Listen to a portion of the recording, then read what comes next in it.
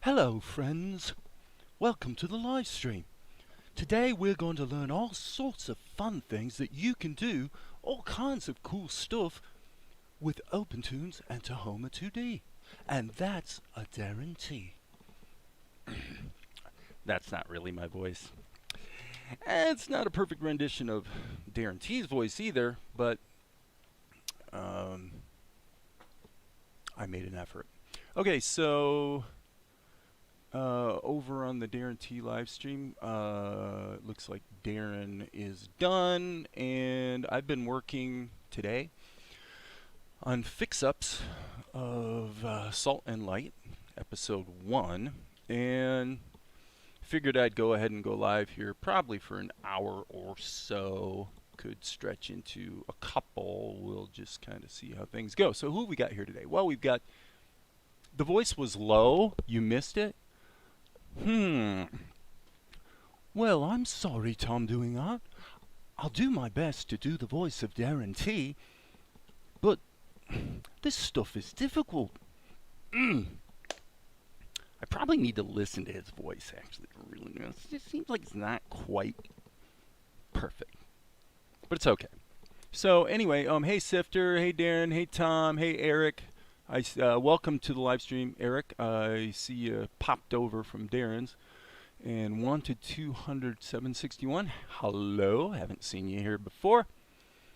And so anyway, what are we doing today? Oh yes, hello friends. I forgot to say hello friends. Well, actually, when I first started, I did say hello friends.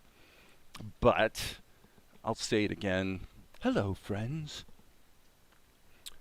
This is, it's pretty close. Anyway, let's look over here. Well, actually, before we look at the show situation, let's bop down and look at our to-do list. Now, this is actually the to-do list from August 14th, as you can see right here. So technically, this should really be a 5 now. And it's been really cool, actually. I've gotten quite a lot of interesting feedback from people. And we've done we're finding a lot of little issues. And the cool thing is I've been actually surprised at myself how much fun I've been having doing fix-ups.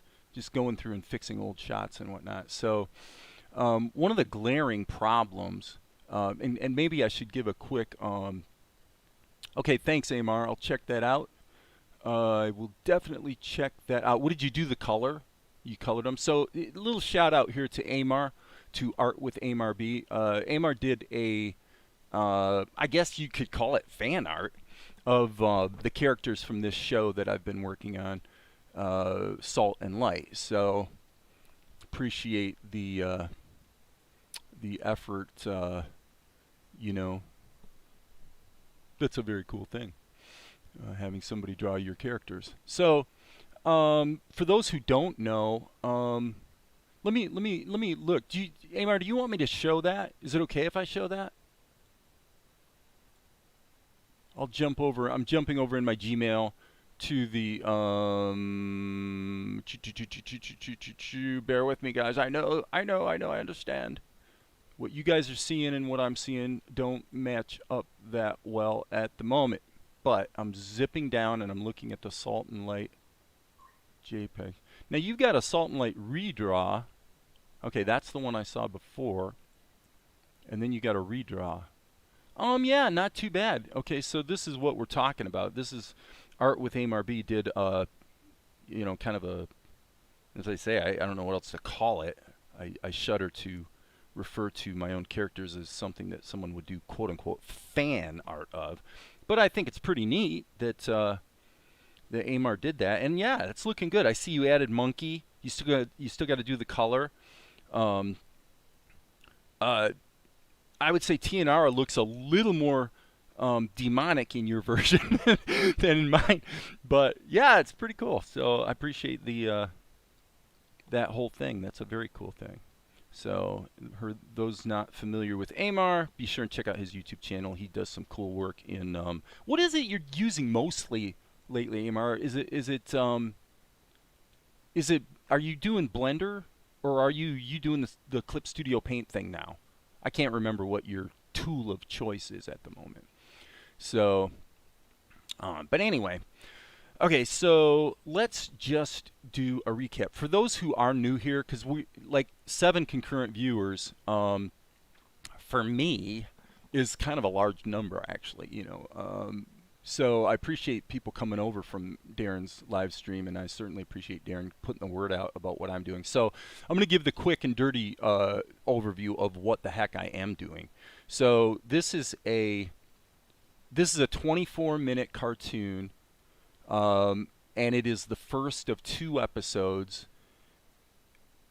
Cartoon is called Salt and Light, and it's a cartoon for which basically I have distribution set up because I have the enthusiastic support of a film distributor who has had pretty good luck with live action movies that I've written and directed over the years. So that's a cool thing. However, when you're talking about releasing something new, which cartoons haven't been a big area for them, there's no certainty, about what the earning power of the show will be. If it'll grab, and you hope obviously that you'll find an audience and all the rest that goes with that. But again, there are no guarantees, and hence that's why I have talked about doing a crowdfunding situation. And when I've talked about it in the past, it's been pretty much something that's coming up real soon. But just for the record, it's still in a state of flux. I'm still doing research. Hey, Full Chain Animation, good to see you here. I'm still doing some research, and I'm actually considering rolling my own approach through my website as opposed to going through Indiegogo. So it's still in a state of flux, and so I think that's all I'll say about it at the moment. And I'll, you guys that are bopping around to my YouTube channel will always be in the loop about what's actually going on. So most of the animation on this show has been done with either OpenToonz and Tahoma2D or Blender or Krita. And I would say about half of it is Krita, although increasingly lately what I'm doing is moving, as I'm fixing shots and improving things, I'm moving things from Krita actually over into Tahoma2D because it makes kind of a lot of things easier, actually. And so Tahoma2D has been my tool of choice. And as I mentioned on somewhat jokingly in Darren T's live stream, the reason I favor Tahoma2D is because I can create artwork in Krita and just cut and paste it through the clipboard into Tahoma. So anyway, so that's what we have here. This is the first of the 2 episodes. Episode 2 is actually almost all animated as well. There's about 3 minutes of animation left to go. It might be under 3 minutes now. So, basically I've got about 45 minutes of show produced. And now what I'm doing is I'm basically going through episode 1. So if we look at this section here, this is in some respects the weaker part of the show. Some of the weaker shots that were done kind of a long time ago. They just, I had mentioned maybe a month or so ago here on the channel that I kind of went through the dark night of the soul. Well, what I meant by that, and I've experienced it with every movie that I've produced, every film, when you're in the editing stage, you go through this period where you go, oh my gosh, this just sucks. No one's going to want to watch it. It's going to be awful.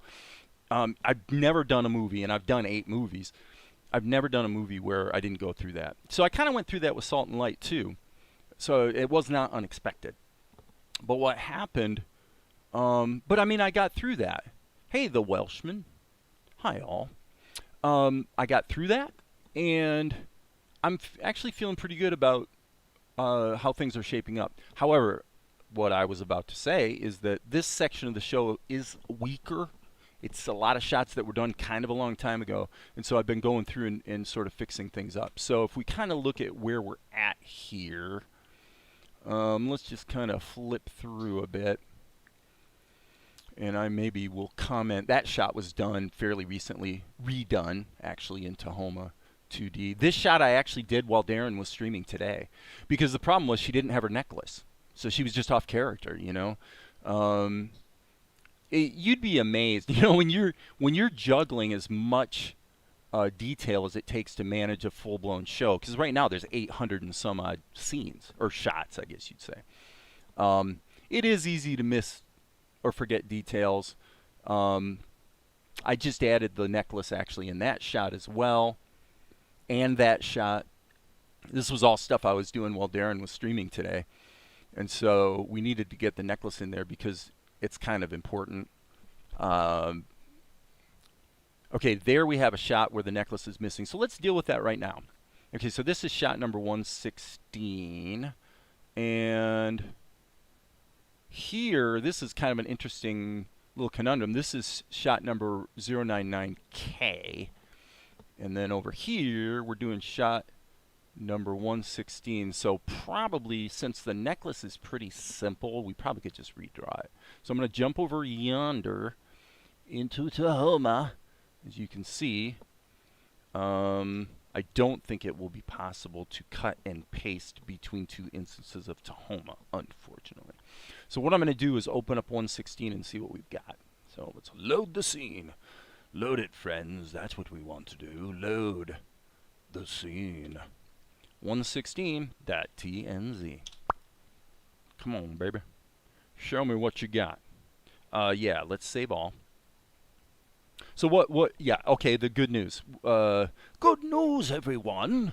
What it turns out is that this shot or this scene does in fact share the same TLV file that the other shot did. So guess what? All I have to do is hit Control-Shift-R and re-render the shot. And it's already fixed. Isn't that cool? That's one of the key reasons why I like Tahoma2D, is because it stores in your render output settings. Your output settings are stored with the TNZ file, which means that when you've got little fixes, and you're always going to have little fixes, you can go in, make those little fixes, hit Control-Shift-R, it re-renders, and when we jump over to Vegas, just like magic, oh, well, actually, just like magic in this case, we find out it didn't work. So actually, that shot did work. What do we have here? Okay, so now this is a conundrum. This is kind of interesting. The only explanation for this would be that these two shots, which are both labeled 116, are actually referencing two different image sequences. Okay, so that's a little embarrassing, but you know what? This stuff happens. Let's look at the properties, and this is referencing 116.001 and forward JPEG. And that's 116 render. That's my normal naming convention. Let me grab this one. And this one, 116 render, it sure looks like the same darn image sequence. Okay, yeah, this is a little bit strange. Where the heck would the... Oh, I see what happened. Look at that. Okay, I know what went wrong. All right, let's jump back over here. The problem is right here. I forgot to cut and paste the doggone necklace into the final shot. So all we got to do is hit the S key, because the only thing that changes here is her eyes. The actual body is the same from shot to shot, or cell to cell, I guess you'd say. So I'm going to go Control-C, go here, hit the S key just to be safe, so we're in the selection mode, hit Control-V, and now, same thing, Control-Shift-R, and I'll bet you that does do the magic that I was talking about just a minute ago. And, oh, it's still not right. Yeah, that is actually kind of strange. There's something strange going on here. Something very strange. Oh, that's still showing. Oh, I know what the problem is. Okay. Stupid mistake. I need to go save all before I render it, because, at least I think this is the problem. The changes I made didn't actually get baked into the file. Again, I could be wrong, but I'm pretty sure that's what just happened. So let's just see. Oh, yep, we're good now. Okay, she's got her necklace back. This is the shot I did a couple days ago, and I think I was working on yesterday. So I kind of added a bunch of details, like the shadow being cast over the old man, and then her necklace actually was added. Added the fixed her clothing. Her costume was actually off character. And this shot we're going to skip because this shot, there's some things, I mean, there's a real change in the look of the background here that might be slightly egregious. But I don't want to address that yet. Instead, I'm going to come over here and let's catch this one. So a very very devoted follower actually pointed out that there was a real change from sort of the pastel and detailed look of these backgrounds, even though they're still pretty simple. They're pretty simple cartoon backgrounds, really. Let's be honest. Unlike this, which is way more painterly. But anyway, the problem was he was getting jolted because it's like you get to this shot and you got this sort of Bullwinkle or you know, underdog type background that's like a little too simplistic. So what do we do about that? Well, let's find out. This is shot number 122, and I'm pretty sure this was done in Tahoma. 122.tnz. So let's cross our fingers. Cross your fingers, friends. Yes, we will save all. This save all. Just open the file. Ah, here we go. Okay, yeah. Let's just, doggone it. You know what? Let's just paint into it and fix it. Is this a raster level? It is not. This is a smart, wait. Well, no, this would have to be a raster level. Otherwise, we'd have a bunch of palette entries for all the colors, wouldn't we? I think we would. So therefore, they think we're in good shape. So what I'm going to do is go over to the actual background painting. And this is the airbrush. I don't really want the airbrush. Let's do what we... Okay, so Darren, and by the way, I'm checking the messages to see if there's any, you know, like comments, questions, blah, blah, blah. Okay, so what I'm going to do is go ahead and do what we talked about a little bit on Darren's live stream, which was we were talking a bit about this particular brush. It's an oil paint brush. It's a really good brush, one of the My Paint brushes. And let me hit the old B key and see what we have here.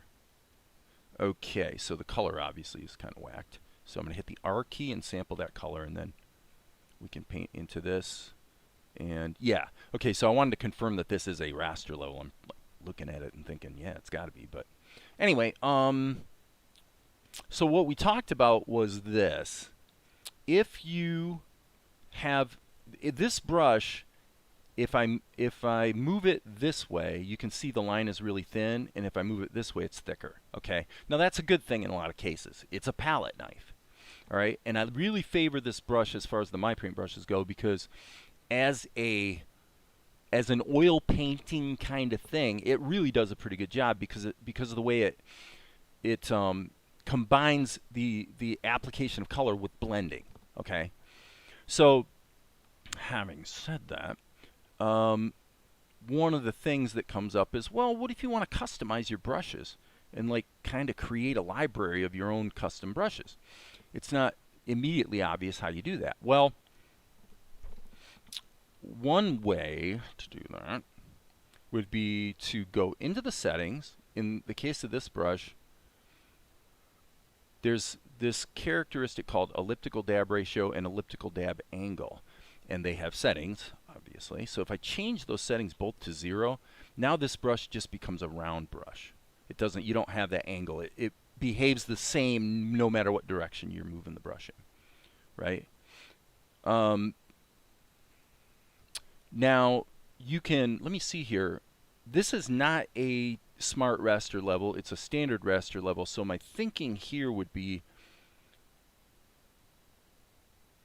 Darren, help me out here. How do you actually just save the palette individually? I'll bet you it's here in the options. Yep, save palette as. So you can save the palette as a TPL file, and then you can drag and drop it onto any other scene and basically use the palettes as a way to manage your brushes, basically. It's kind of a bit of a workaround, but it works, so there you go. That's what you do. Again, if there are any questions, well, you guys know what to do. Post them in the chat. So what I'm going to do now is actually come over here Did I solo this layer? I did. Okay, and I'm gonna just kind of paint over this, paint into it. Why are we not getting paint applied there? I'm definitely getting some weird behavior today. Oh, well, stupid, because you're using the wrong color there, Jack. That might explain it. All right, so basically by doing it through the X sheet, I can, you know, just see the context of the surrounding shots. So what I'm doing right now, I probably need to do on another shot that I did recently. Turning on my paint because I just saw you using it. The brushes feel so good to draw with. Yes. Yeah, I mean, my paint, the version of my paint that I use is like 10 years old. I mean, it's version 1, literally 1.0.0. And I've never actually got on board with later versions of my paint, believe it or not. So just for quick and dirty painting, it's pretty good. But what I was about to say a moment ago, before I was so rudely interrupted by myself, is the following, which is that when you go into the background, when you're going off in the distance, it's actually appropriate to make your colors lighter, not darker. I think intuitively it's easy to think you'd want to make them darker, but in point of fact you want to make them lighter, usually. Because atmospheric perspective, which is what you see over here, basically means the air is thicker. And so because of that, what happens is things are more occluded and lighter, and that's why the mountains are so light in the background. So anyway, one thing I was going to, I was actually tempted, I was tempted to mention during Darren's live stream, but I didn't mention it, was that in the background that he was painting, if he were to take the airbrush, I'll just go ahead and do this. I may want to hit undo, but if you take the airbrush, let's go pretty big, with a fairly light color and just a, I said big, okay, a fairly light color and just a real gentle like that, you can very quickly and easily add a little bit of atmospheric perspective to your background. Now the reason I didn't mention it in his live stream was because what he was working on was a very cartoony kind of picture where the goal wasn't to create a background image that was, you know, photorealistic or whatever you want to say. So for that reason, I sort of kept my mouth shut. But that would be some, you know, something you could do if you wanted to make the background, like the sky and the ground, the horizon, sort of blend together in a more realistic way. So as you can see, that was a really economical thing to do. It took literally a half a second. So now I'm just going to smooth out this bit of a transition line so that I just want this background to be a little more consistent with the surrounding shots that have been going on in the show around it. Hope that makes sense. So, hi, I watched a silent cartoon today, so it's possible to get around hiring voice actors. It is, and in fact, if you look at, oh gosh, look at, oh darn, his name escapes me. Who's the guy who is very, very associated with the Blender grease pencil development? Really good animator. Darn it, his name escapes me. But, so I guess I'm talking about a whole bunch of nothing.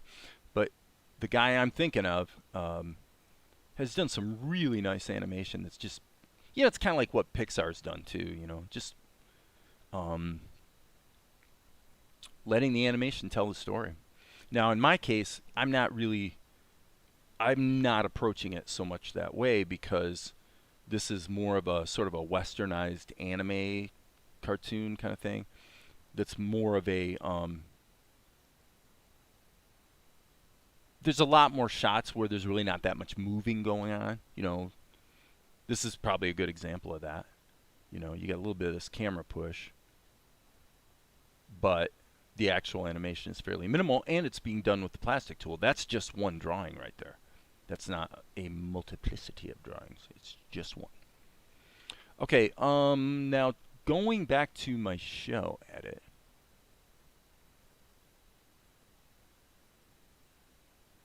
I'm seeing that, okay, so this is a shot that I ran in reverse. And what I'm thinking about right now is the fact that we actually have this camera move baked into it. And I'm a little concerned.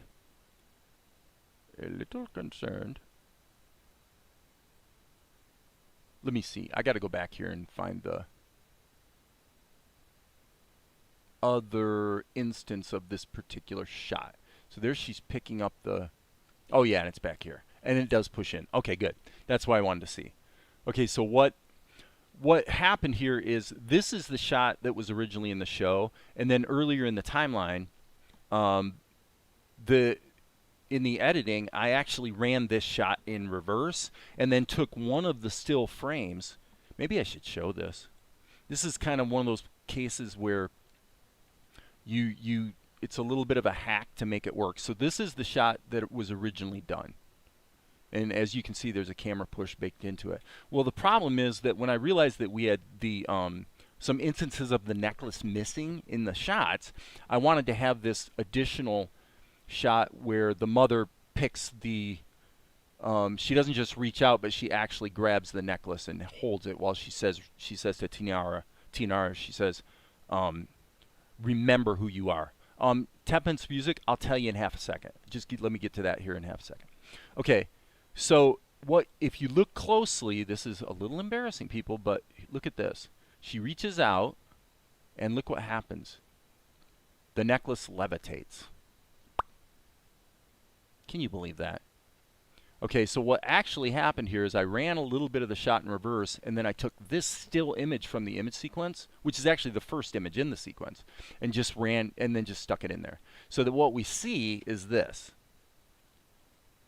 It goes by so quick, you don't really catch that one frame where the necklace is levitating. So that was just an economical way to get what I needed in the show without having to completely like redo everything. Okay, 10-pence music is asking what the vector scope. Actually, it's super, super important if you're doing, it's less important today than it used to be. Okay, but if you want to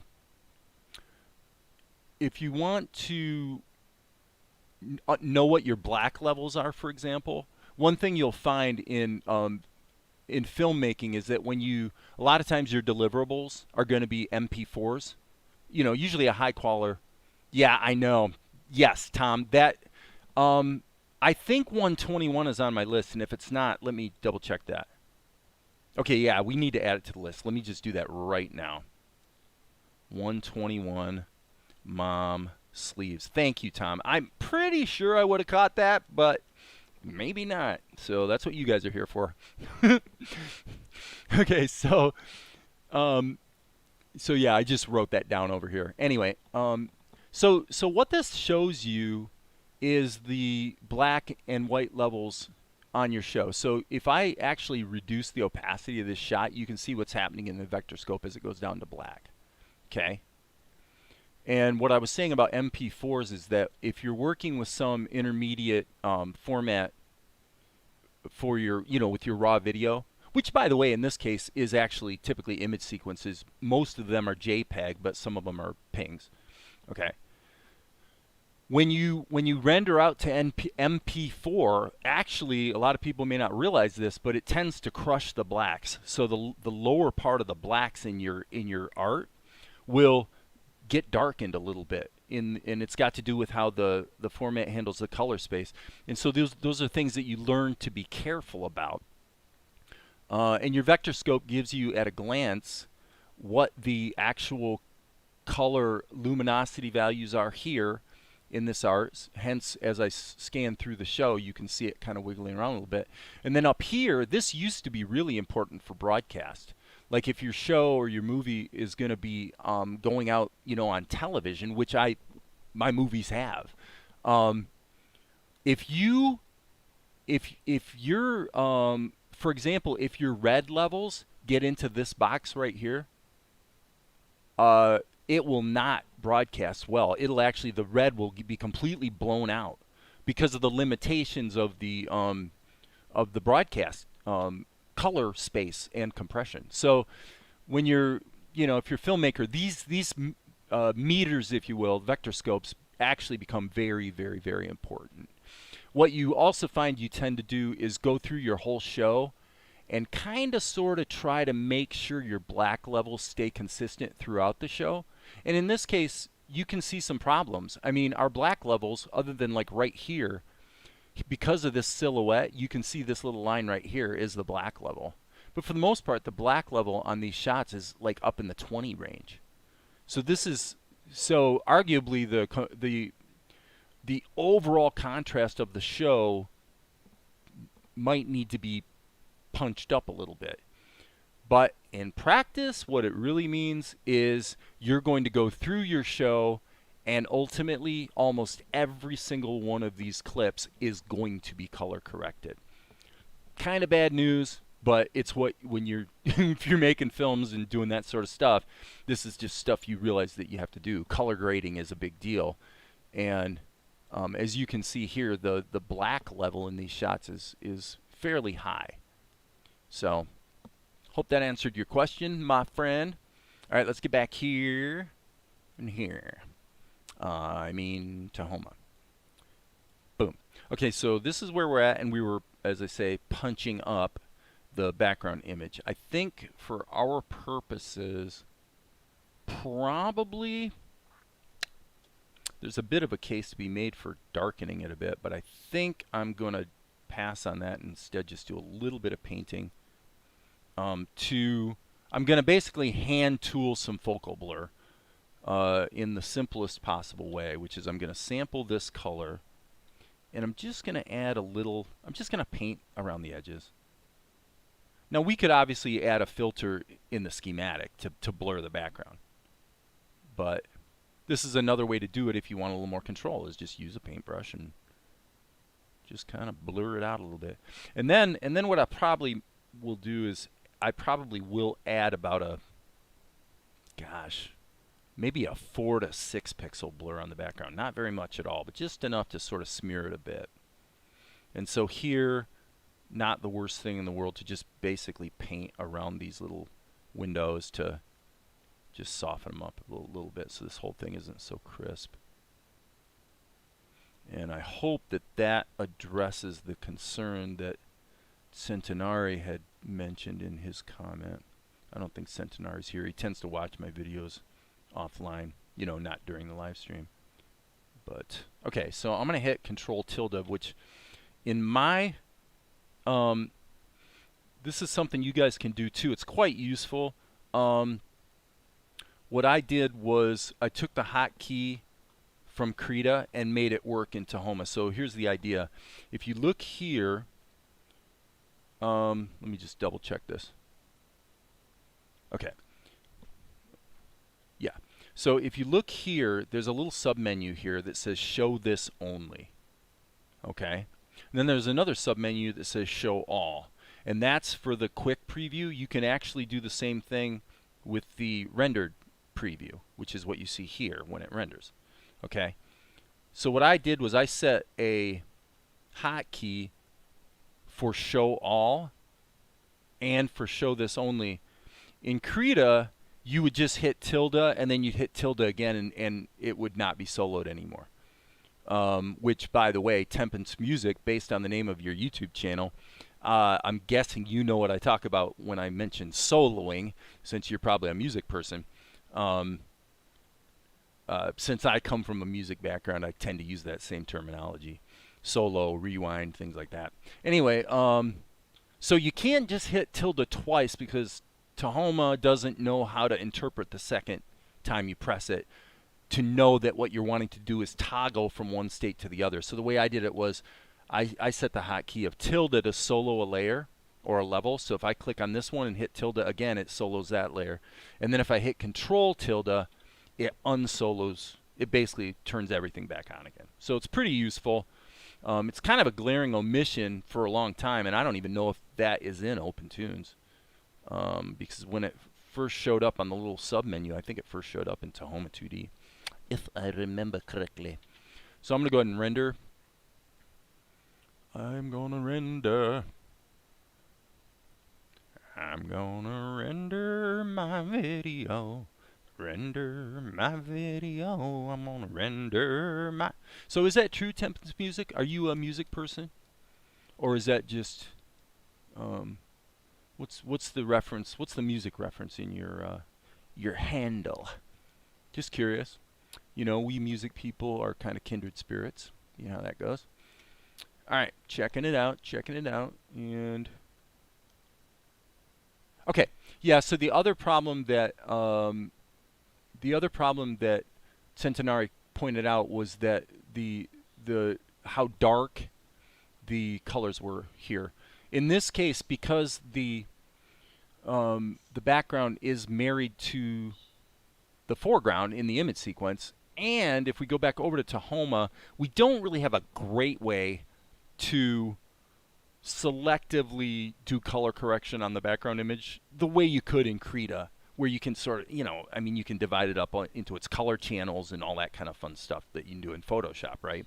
Same idea. Well, you really don't have that level of control in Tahoma. So in this case, what I'm going to do is I'm actually going to add a secondary color corrector.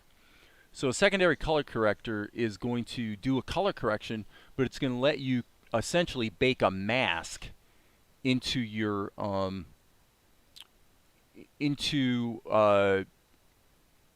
the clip that you're color correcting. Source separation for oh, okay, got it. That's cool.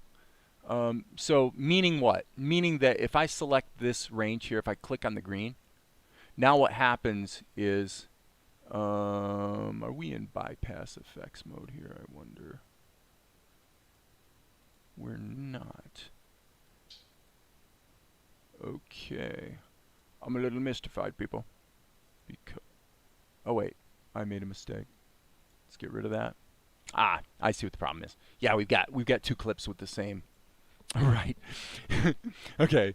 So this is actually an interesting thing that just came up. Okay, so like if you were producing a movie, I could show you timelines that would demonstrate this, but this is what happens actually a lot when you're shooting a movie, where you've shot a bunch of angles, and then you shoot a bunch of stuff from a different angle, and it turns out they need a little different color correction even though it's in the same location, right? So then what happens is you say, well, geez, I don't want to add a color correction to this clip and then have to add the identical correction to this clip. What you wind up doing is you start to break your show up into tracks so that you can do your corrections at the track level.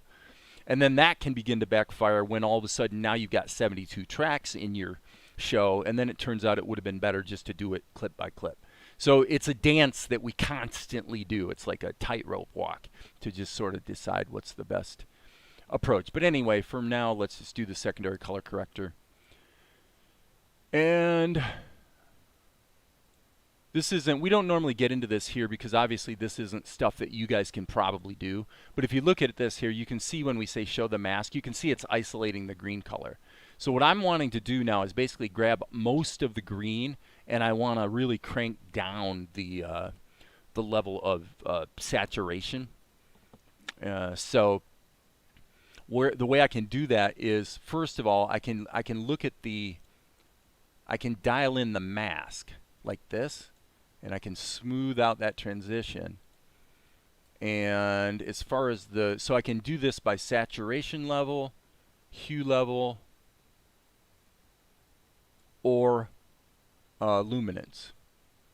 So that pretty much did the trick. So now it looks like I've pretty well isolated the green.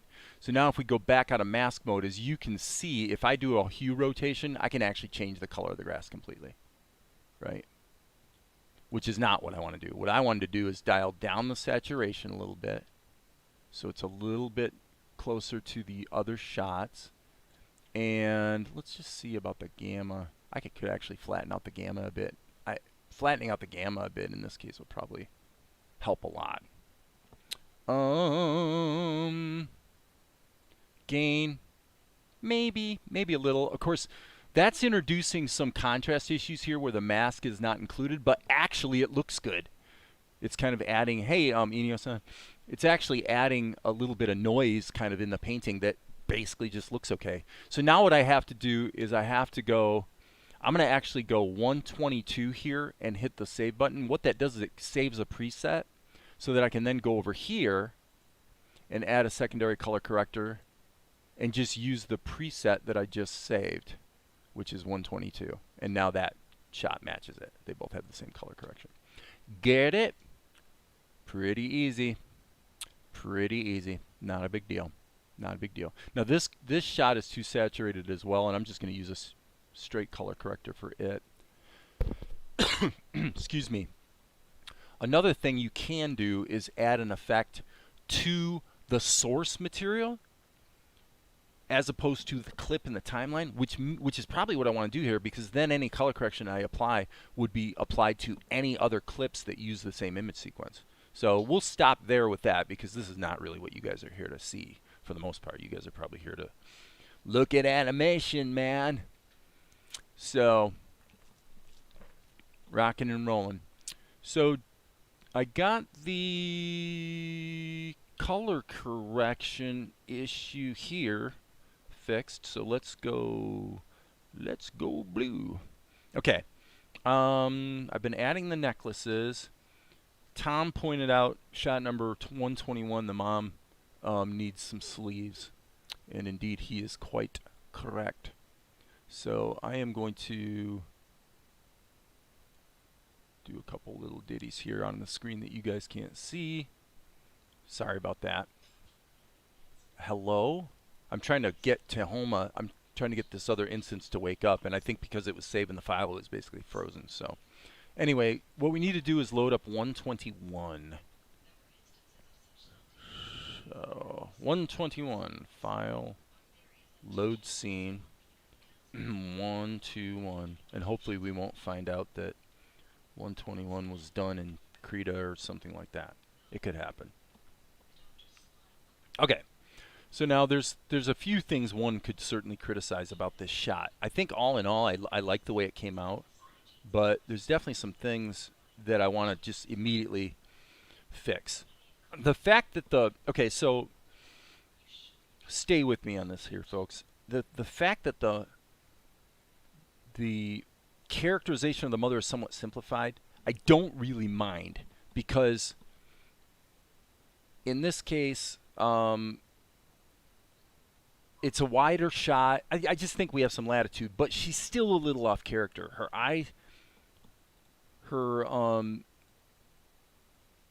eyelids are wrong. You can see as we get down here, I'll bet.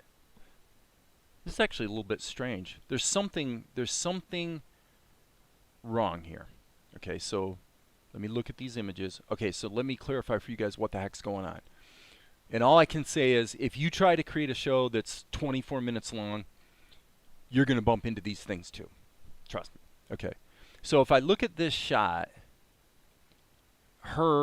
she's got makeup on her lips and on her eyes. But here in you want to see more Vegas editing, to be honest? That stuff is cool to me. Well, I mean, I've been using Vegas for 20 years. I mean, it's a great program. I've edited, well, obviously I'm editing this show, but I've edited, 8 feature films, with Vegas, going back 20 years. So, have you considered making tutorials for Sony Vegas? Not really. Not really. And by the way, it's not Sony anymore. It's Magix. Magix bought it a couple of years ago, I think, and people can get a very capable version of it for, I think, like $150. So, US. But anyway, getting back to the task here, we have a problem. We have a problem. Houston, we have a problem. Why is it that she has eye makeup here, but when I go back to the source material in Tahoma, she doesn't? Okay, what I do see is that this is not a smart raster level, which means that the original material either came from Blender or Krita. So, thanks guys for being patient. We're going to have to jump through a couple hoops here. The first thing I'm going to do is I'm going to look at 121 here. And there, okay, we got 121.tnz. We're not seeing a Krita file, so I'm just wondering if this is, did I do this in the Blender grease pencil? I might have. I'm looking on the other screen. Yep, sure enough, look at this. Well, at least I think so. This is 121 Blender 2.8 version. So who knew that this would happen today? Who knew? I did not expect this. So let's jump over to Blender 2.8, and I'm seeing a whole bunch of nothing. So this is a bit of a tragedy, people, because it looks like the source material for this shot is maybe lost somewhere in cyberspace. Yeah, I want to quit. So, yeah, so this is a weird case. The reason I thought it was Krita, frankly, is because of this. If we look real close, you can see what's going on here. It looks like I drew some shapes, and then either through a post process that I myself sort of an algorithm I created in Krita, or in Krita using the gosh, let's just pull up a shot and I'll show you what the heck I'm talking about. Okay, so in Krita you've got an option. I think if we look at the layer properties, I haven't used this feature in kind of a long time because it turned out it actually wasn't all that useful. So I guess instead of boring you guys, I'll just trust me on this one.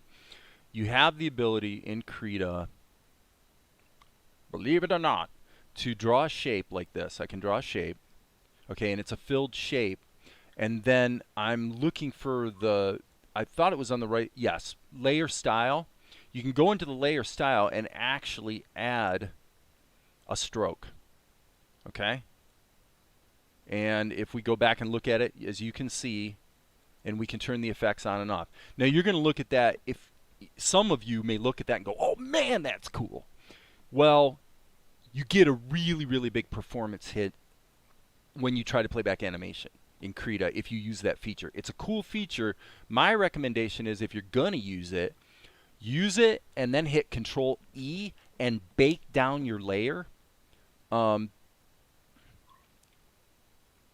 guess I might have to create a group and now and then hit Control E from there. But by baking that down, now that effect is no longer being used. It's baked into the imagery, and now you'll get decent performance. So that's something to be aware of. But when I look at this shot in Tahoma, it looks like that's what I did. It looks like I drew solid shapes with just color, and then probably had Krita automatically add the outlines. And then I went in, as you can see right here, with my pencil brush and just judiciously added some of the interior strokes. I'm pretty sure that's what I did. Okay? What's a little strange is that I'm not finding a Krita file on the one hand, and this could also have been Blender Grease Pencil, where I just drew shapes with the Grease Pencil, and the Grease Pencil kind of has the same capability. It's not exactly the same, but where you can kind of have it create the outlines for you. So we have a little bit of a problem. The problem is, you know, and the other thing about it is, by the way, the other thing I'm seeing here is look at the way she moves. If Darren's still here, he's gonna know what I'm talking about. Look at the way the woman moves. See that? That is the Krita Liquify tool. I know it is. That's Krita Liquify. The way that animation looks, I'm sure of it. That is not, you know, plastic tool or something like that. I'm sure that's Krita. So the question becomes, where the heck did shot number 121 go? I haven't had this happen in a really long time, where a shot literally seems to be missing. So again, if you guys can bear with me, 121 is what the shot we're looking for, and we're not finding. So it could be that the Krita file is in the folder. If it got mixed in with Blender, you could totally see where that might have happened. But yeah, this is really, really strange. I know what I did wrong. I got it. Here it is. Dash. I forgot the dash. That's it. my naming convention, I forgot that when I was doing stuff in Krita, for reasons I won't explain, the naming convention started with a minus symbol. So okay, now we're back in business, aren't we? So this might be a Krita day to a degree. Yeah, yeah, that's totally Liquify, is how I animated her. I can just tell. So all right, let's go in and fix a few things. This is it's still kind of bad news in the sense that I'm going to have to make modifications to a fairly large number of shots. But let's just deal with it, and let's do it in Krita mode. So the first thing I'm going to do is that tilde key thing I mentioned. I'm going to solo this level. Okay, so this shows me that this entire group is all the mom. Okay, so there's the highlight. There's her mouth. Okay, so this is the strength of Krita, is that you can add dummy layers to just punch things up, and you know, it's really, really interactive. You can group things, and at any point in time, you can bake down the group. For example, one thing I've done a zillion times is here we've got this. This is going to be a little less performant, right? Because it's got, what, 8 layers? 7 layers in a group. Well, I know I want to bake it down, and I want to fix her sleeve, right? Okay, let's do it this way. Let's duplicate the group, turn it off, but then in this copy, just hit Control E and bake it down. So now this is just a flat image sequence that I can do whatever I want with. And then this, if I screw something up and I need to get back to it, I can always get back to the more, the group, you know, that's got it broken out into layers. So the best way you can accomplish the same thing in Tahoma would be pretty much with sub scenes, or what OpenToonz calls sub X sheets. Okay, so one of the good bits of news here is that the background is in its own layer. Okay, now I can see that some of the saturation, see the saturation in the background, which is a little overdone? Well, it turns out that saturation is actually because of this layer. This layer is just a gradient applied in overlay mode, and I just took it too far. If I turn the opacity of it down, that sits in the mix pretty well with the other shots. So at this point, I'm going to save my Krita file, and I'm going to now go in and just look at a few things to see what else I have here. Okay, so that's TNR. That's a static image. She doesn't get animated. And this doesn't seem to be anything. I'm going to hit the tilde key, and it's nothing, so I'm going to delete it. Gone. Okay. Again, save early, save often. Or as Darren T would say, as Dave would say, or he would say, as Blended Planet would say, save early, save often. Alright, so things are looking good. Yes. Except for the fact that, yeah, Dave, you kind of fouled up her sleeve situation. Yeah. Okay, so what we're going to do is we're going to say, alright, here's the mother. I'm going to put her in a group. Step 1, just put her in a group. Okay, she's in a group. Now what I can do is I can do the fix on a separate level, or layer as Krita calls them. And the way I'm going to do it is add a new layer and just hit the insert key so that there's a blank keyframe there. Alright? Everything's making sense around here. Alright, I'm going to grab my standard, most favorite brush. My most favorite brush. And actually, let's put the outline color a little closer to my standard outline color. Okay, so now you can see if you look closely that the outline is a little off. Okay, and by the way, one thing I could also do here is just bring the opacity of her down and turn the background off so that I can see what the heck I'm doing. Okay, so now I'm going to take my B key, and there's the problem. This is set at 10. I never want it set at 10. Yeah, usually 6 pixels is what I use in Krita for ink.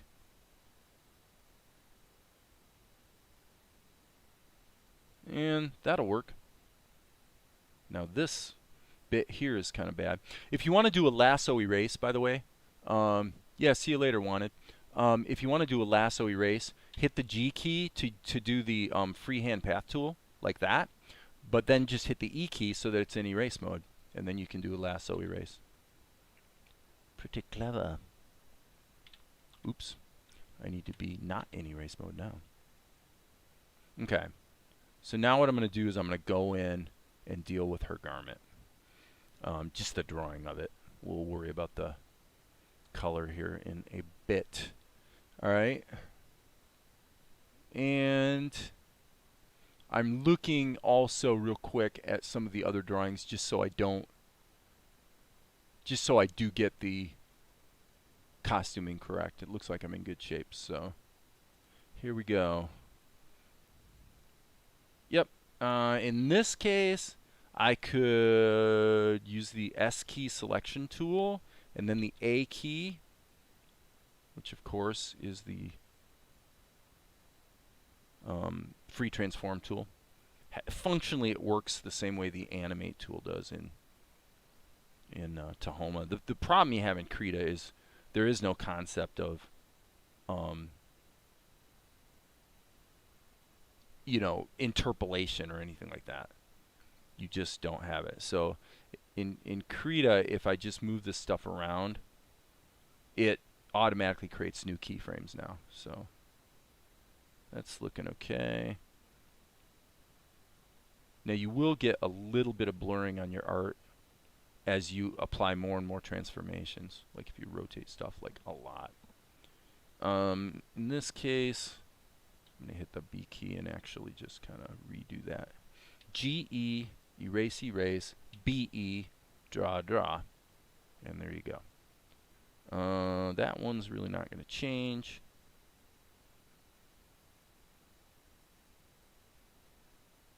Boom. Okay. Insert.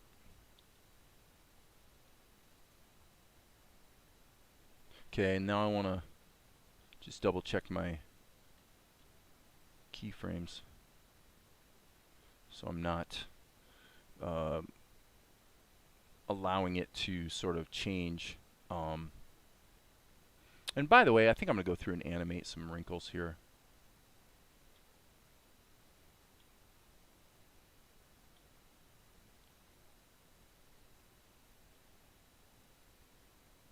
So I'm doing them one wrinkle at a time, literally, so that I get good continuity. And actually, the fact that I'm doing it this way will cause the animation's going to pop a little better because it's got that life in it because of actually redrawing stuff. So that can be quite useful. All right, I'm going to... everybody's just kind of... Shuab Islam. Shuab Islam says, whoa! Why are you saying whoa, dude? I'm assuming you're a dude, but you might not be. But what does whoa mean? In this context. Okay, by the way, Control-Shift-A, so I don't have a selection. Because obviously, we don't really want to have a selection at the moment. Okay. Boom, boom, boom, boom, boom. Don't have to spend a lot of time on it. Okay, yeah. And then there we need to hit Insert. And I'm about to tell you guys something that I've said many times. In fact, Darren quoted me today on it, which is, again, save early, save often. Control S. Otherwise, you're going to be crying like a baby. Okay. And we don't want you to cry like a baby. No. No. You do not want to cry like a baby. Alright, what are we doing here? Okay, so let's take the mom, bring her back to full opacity because Control click. I need to sample that color. Okay, so now what I want to do is I'm going to go ahead and bake the color into the same layer with the ink. Some people don't like to do that. Some people do. It depends. In this case, as far as I'm concerned, putting them together is fine. So I'm going to go behind mode. So I was in normal mode, now I'm in behind mode. And that's going to put the color, well, behind the color that was there before. Okay. So pretty quick and easy.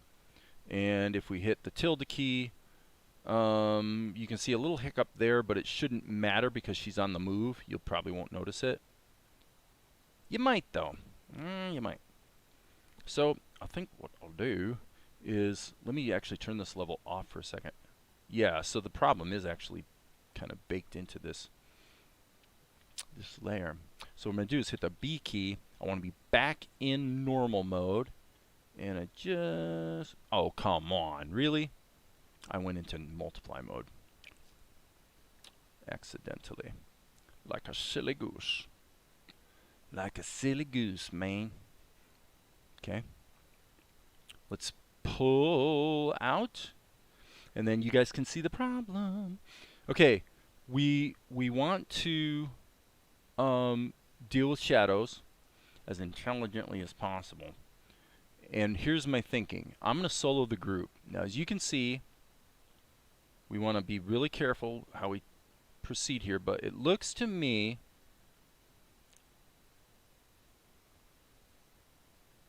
like our alpha channel, it's pretty clean. So what I'm going to do is I'm actually going to hit Control E. So what I just did was I baked down the changes in her costuming. Okay, and once again, I'm saving my work. Now, why did I do it that way? Well, couple things. I'm going to actually put her in a group again because we're going to be using alpha lock. Okay, so kind of two things we're probably going to want to do here. We need to do the costuming aspect of it. Okay, which is a couple stripes, and then we also need to do the shadows. So I'm going to do it both ways because then you guys can see how to do it both ways. So if I want to, so what I want to do here is I want a red stripe. So let's do a real saturated red. Okay, and I'm going to actually up the size of my brush a little bit. But then what I'm going to do is I'm going to click this little icon here for alpha lock. Okay, and then I'm going to turn the opacity of the brush down kind of a lot. And that is what I get. So by turning on alpha lock, it's impossible to go outside of the lines. Okay? Making sense around here? So I'm just going to go through each of these animation keyframes and add this stripe.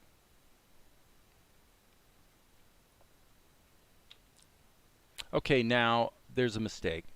I'm pretty sure there's a mistake. We're going to have some chatter. Rewind. Yeah, we got chatter. Okay, my bad. That was a stupid mistake. Okay, and the reason that happened is that by baking down the group, because there was different things that were animated, it's animated multiple keyframes where they're essentially duplicates of one another. Well, you don't want to draw the same thing over and over again because you will always introduce chatter. Nobody can really avoid that.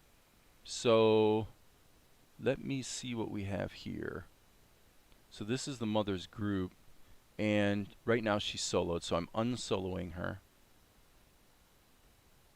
And so what I want to do is I'm going to do it a little different way.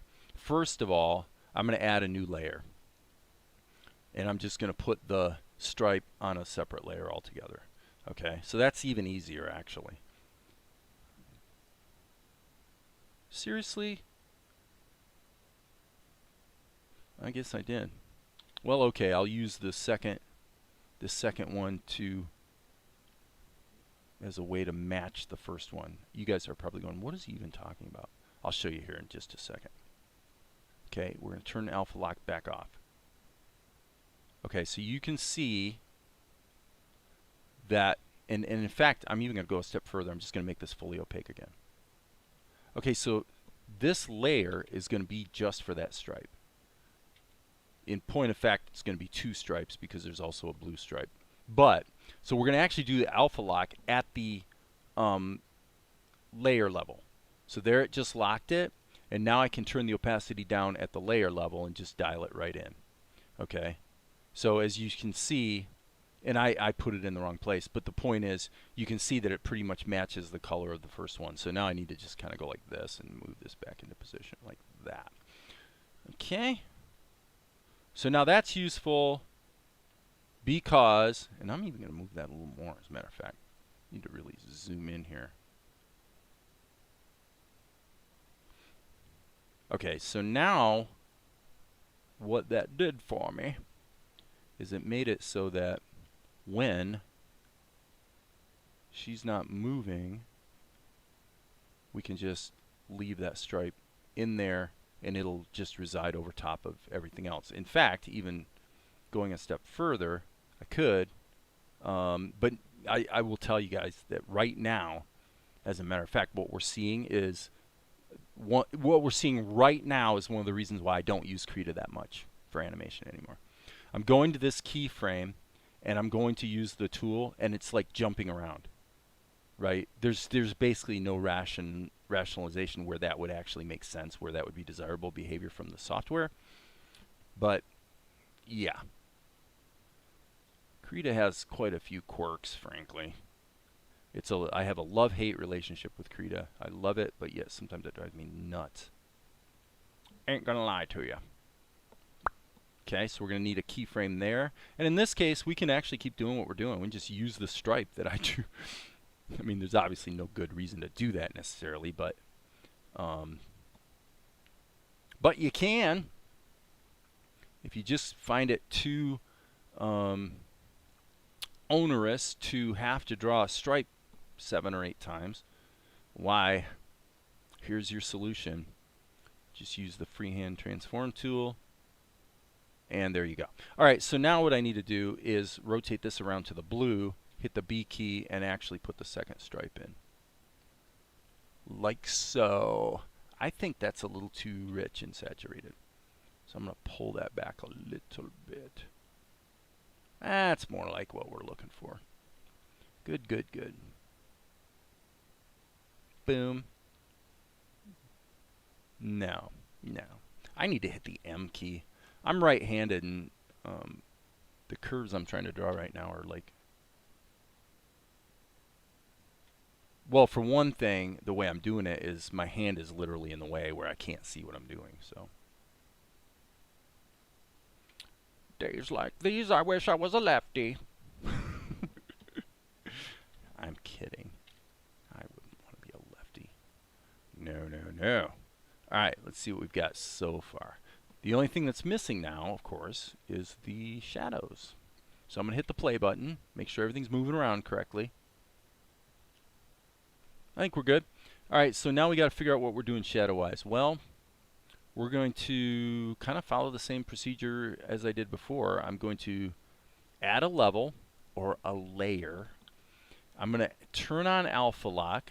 I'm going to hit the G key and go solid black. And watch what happens. Look at that. Look at what alpha lock does for you. Okay, and then we can just dial in the opacity of those shadows. Nice. 12-13% is my usual level for shadows. So now I need to hit Control Insert so that it actually sets a keyframe there. And then I need to hit Insert and just go through here and smack the shadows in there. Yep, she's shaping up. She's shaping up. Boom. Oop. Boom. I think I'm just going to redraw it. Just redraw it. What's the big deal? Easy peasy. Insert. I said insert. So I'm looking, yeah, where's it? I was going to ask you, I know, save. I was going to ask you, Darren, what's up with Maria? She's been kind of absent this last week. I was wondering if everything good on her end? Because she has been absent for a bit.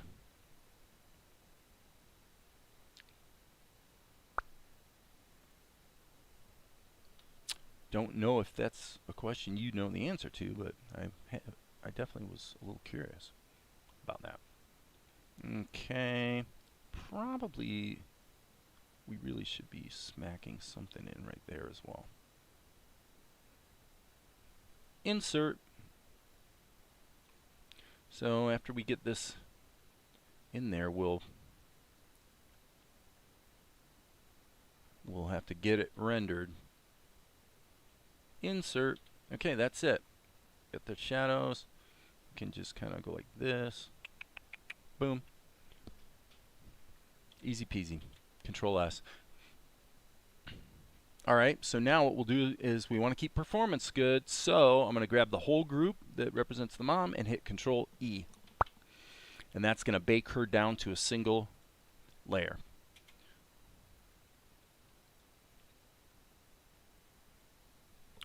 Okay. Oh, she's at a remote location doing a play. Okay, cool. Thank you for letting me know. Yeah, she's just kind of a perennial presence here on the live stream, so it's been a little weird for several days to not hear a peep from her, you know. So I think we're okay. I would like to go ahead and get this cut into the show. So this is 121, and what we do is we hit Control R. Well, okay, that's not what I intended to do. I accidentally had Vegas having the focus and inadvertently created an audio track and started recording it. I'm a silly goose. Okay, come over here, Control R. Okay, now before I go too far, let's jump back to our edit.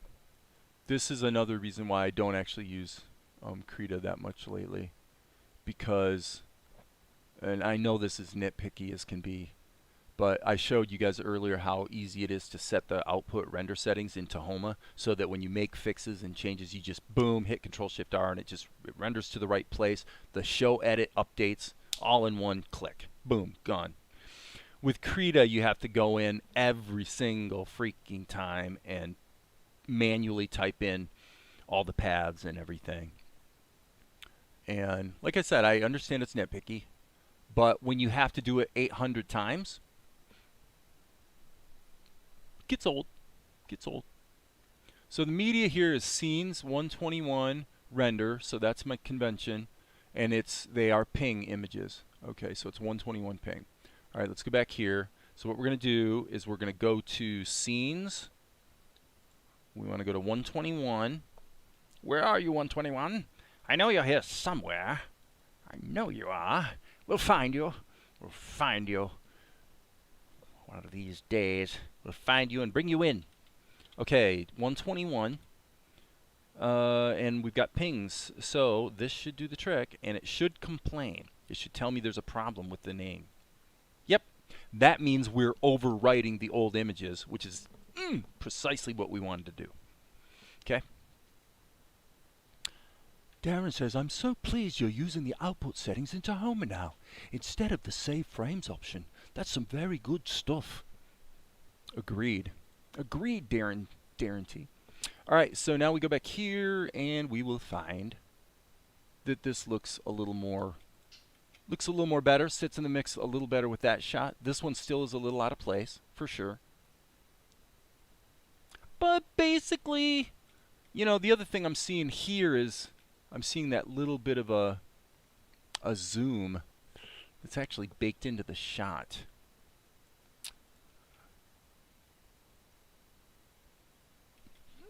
Yeah, I guess that's actually not that egregious. So, just see what we have here. What time is it? 3:43? I didn't know how long I was going to live stream today, but holy cow, it's been almost an hour and a half already. Girl, when you're doing fixes, dude, it takes like, I know, I'm just like going, baby. 800,000 different fixes. So, all right, we come back here and everything seems to be in order.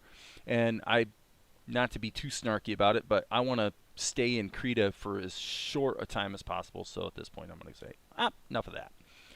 Okay, so this Toonz file is kind of irrelevant, actually. Let's go back to our to-do list and see what we're supposed to do here. Shot 124. Okay, shot 124, I believe, is this one over here. This. Where is this one? Yeah, this one's definitely problematic. Oh boy. Blech. Blech. That's one of the more egregious shots in the show. Alright, 124. Is this a Toonz file? Let's find out.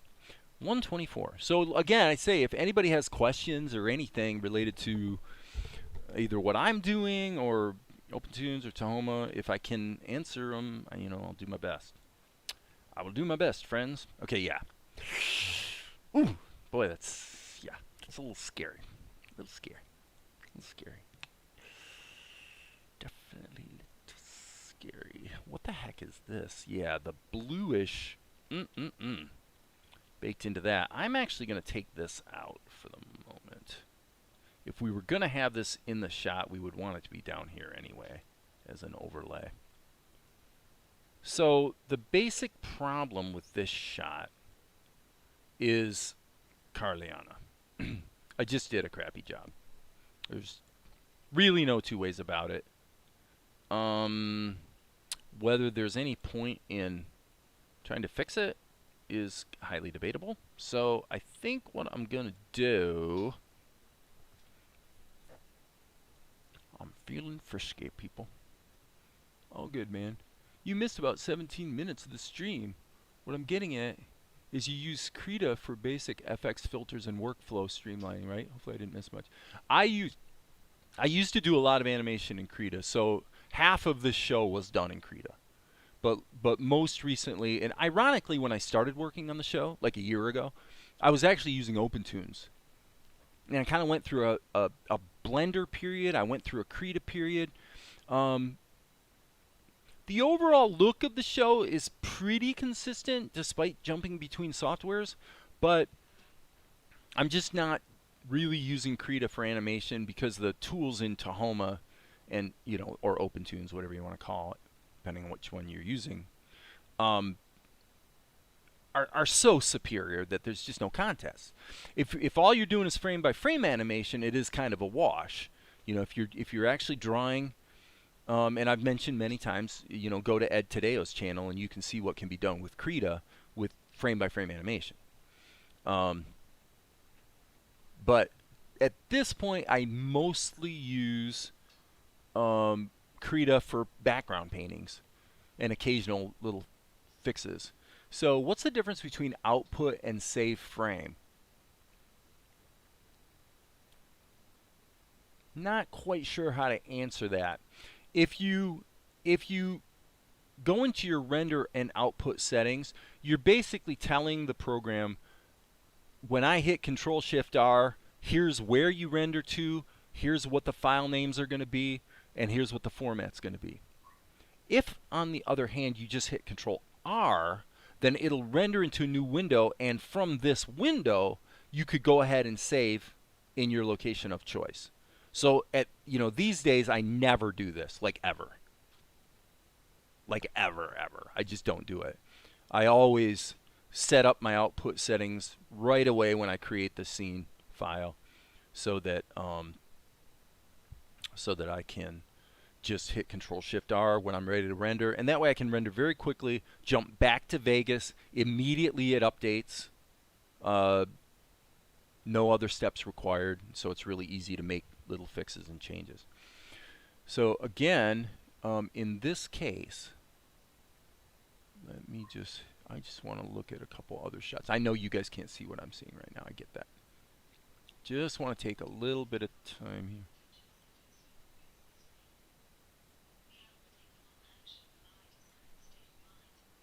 Okay, if we go over here, honestly,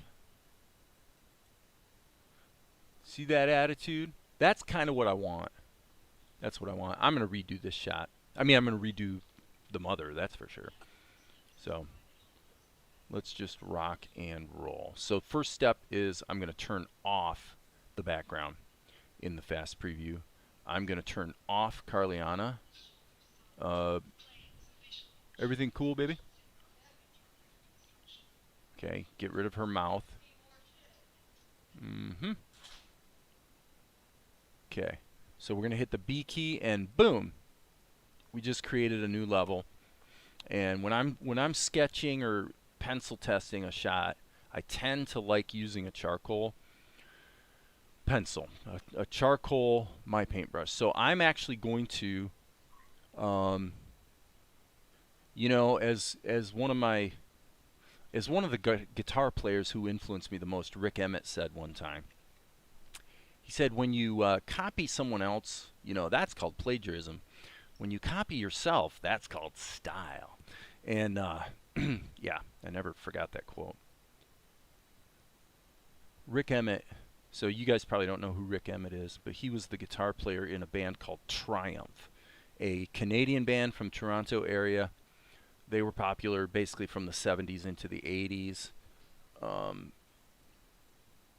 Really searingly high vocals. Like Rick was a great vocalist. And Triumph was a weird rock band in that they were one of the few bands who had two really credible lead singers in the band. Both the guitarist and the drummer, Gil Moore, absolutely solid singers. And of course I'm a singer too, so I always key into the vocals. Vocals are like the main thing I'm keying into typically with music. That's just how I roll.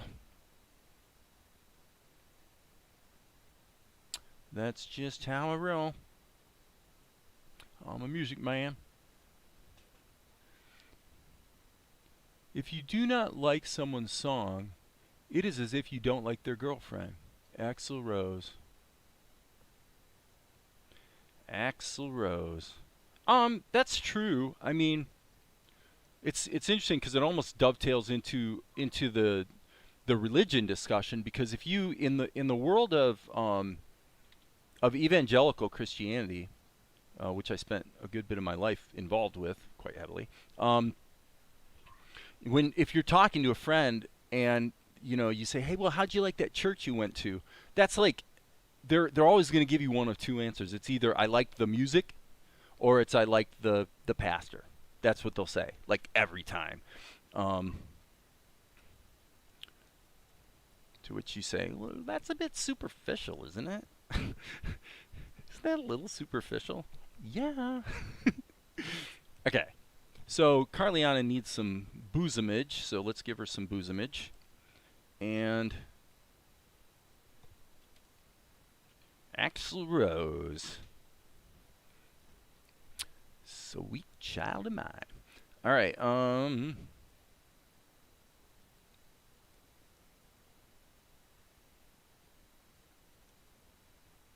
let's. Okay, I need to zip out and make sure. Yeah, see, that's what I was afraid of. She doesn't actually look like she's looking at TNR.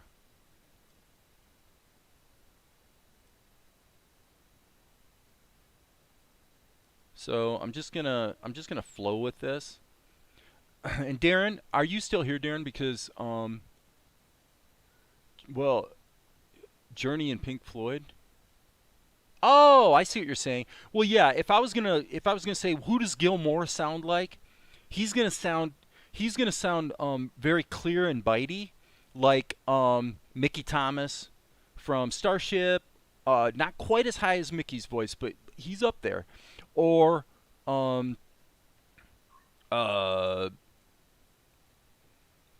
my gosh, I hate this when I'm talking about something I have a brain fart. Hang on. This is going to drive me nuts. I hate it when I have a public brain fart. Okay, yeah, so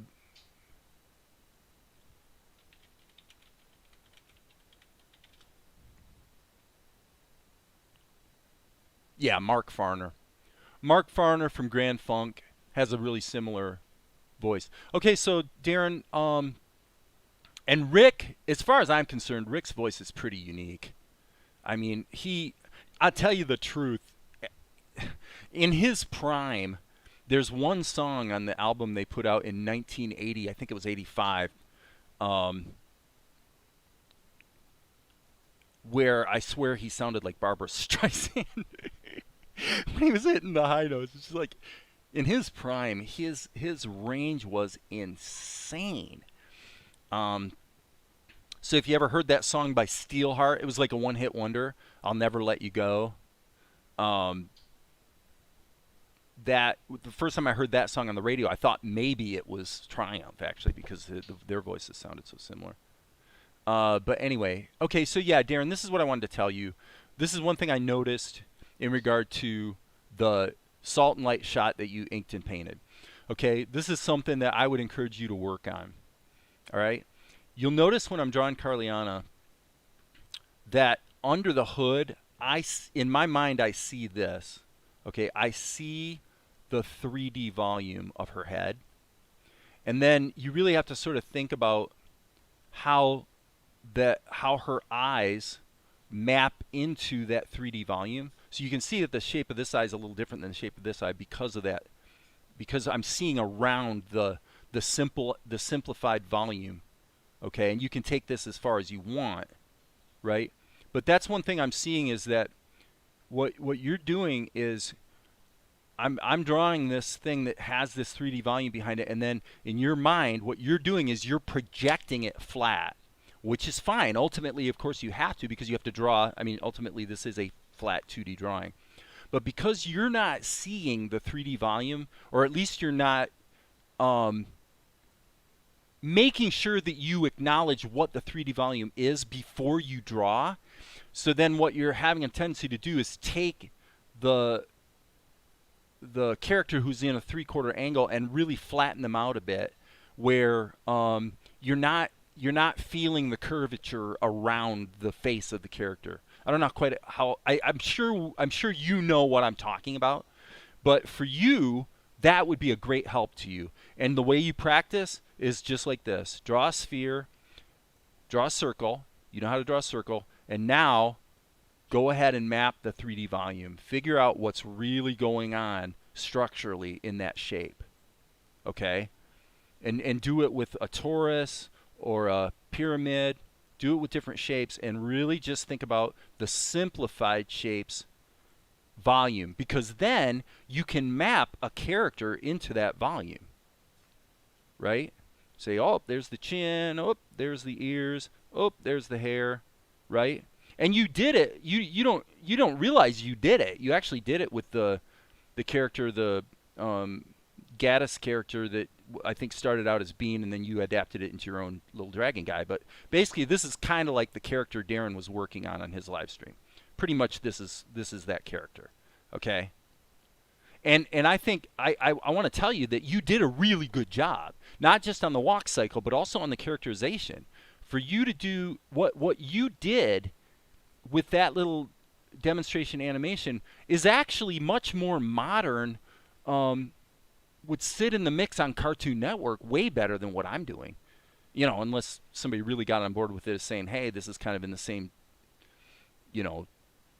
genre as, The Last Airbender or something. But, so I don't remember exactly what you did with the characterization, but this is basically who your character was. But you did a good job of understanding what was really going on in terms of the volume, because this is what you really had, right? And so I know, I mean, even from a perspective standpoint, I'm looking straight at here, so this is a little bit convex, this is a little bit concave. It's because I'm seeing around this character. So that's just something I noticed in the ink.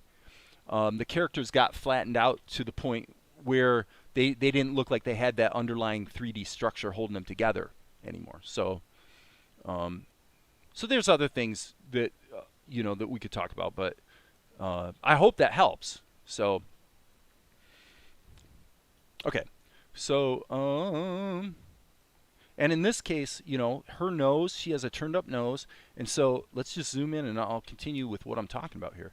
So I know that this is the actual structure of her nose. You basically have it's essentially a pyramid like this. I mean, that's really what's going on in terms of the underlying structure, but I would never draw it that way. Obviously, what you want to get to is that you see it in your head. You don't have to, like, completely redraw these things every time, right? So she's got that turned up nose, but if I lose sight of that underlying 3D structure, uh, my characterization is definitely going to fall apart. And to be fair, there's plenty of shots in this show where I probably wasn't doing as good a job of that, as I might maybe do today. So I'm actually feeling a little bit of... I'm just going to redraw this eye because I think I mentioned this a couple days ago or yesterday that when you go and you draw it and it doesn't come out quite right, 9 times out of 10, just erase it and start over. Don't try to fix something that's broken, because you do what they call polishing a turd. You polish your turds, and you wind up with a nicely polished turd, but it's still a turd at the end of the day. Because, in other words, if you got a drawing, if you have a sketch that's wrong, but then you do a perfect job of inking it, well, all you have is a great ink job on a character that you have to throw away because the underlying drawing was no good. I've done that more times than you can shake a stick at here. More times than you can shake a stick at. All the things that I'm talking about that sound, sort of critical or know-it-all, believe me, these are mistakes I've made time and time and time and time again. Time and time again. Now she's not too young. She tends to have a little bit of a thing there. I think that's too much of a wrinkle though. So I don't know if this is helping anyone, but okay, there's something else I don't like, and this may be fixable and it may not, but I'm going to take this entire section of her face and push it in a little bit, and I'm actually going to stretch that out a little bit. We may be getting into polishing turd territory here, because really this needs to pop out a little bit. So the thing is, when you just erase it and redraw, it allows you to kind of just keep it loose, keep it fresh, like I'm doing here,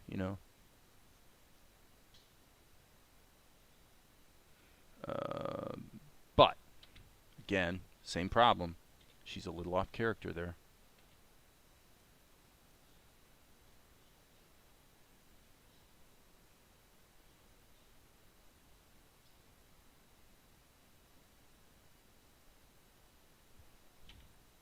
And I may actually have the same situation.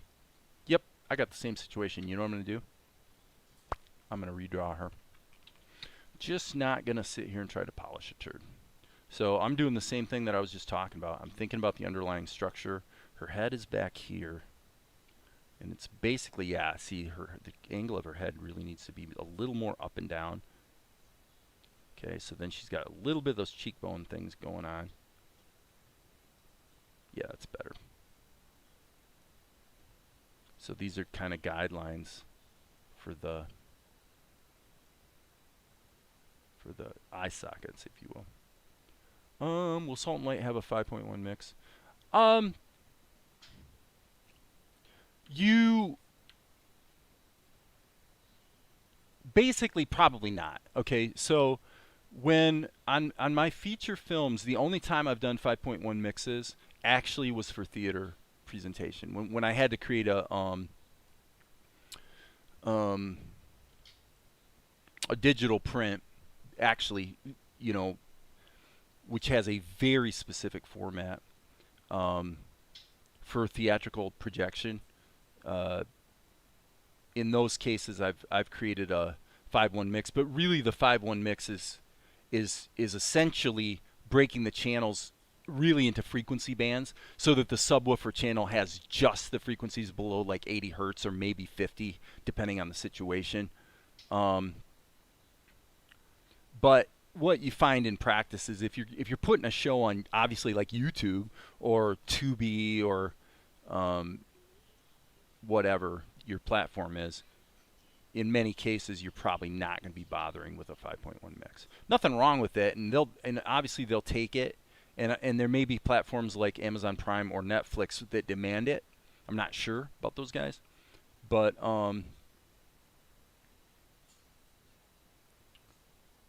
doing a 5.1 mix is usually, basically, unfortunately, kind of a waste of time. And very few people are actually listening in 5.1, truthfully. In fact, most people are listening and watching most stuff nowadays on little devices that have really crappy sound, truth be known. So, and to a degree, it does actually inform your mix in terms of how you. In other words, actually the movie that's here. Well, it can be 100 hertz, but you can filter it yourself to whatever frequency range you want.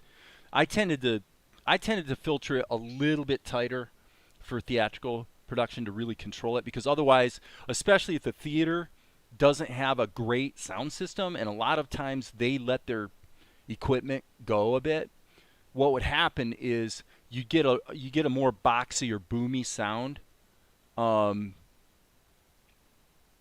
and so it's a real can of worms actually, because it's better if you can actually kind of know what you're going to be dealing with as far as the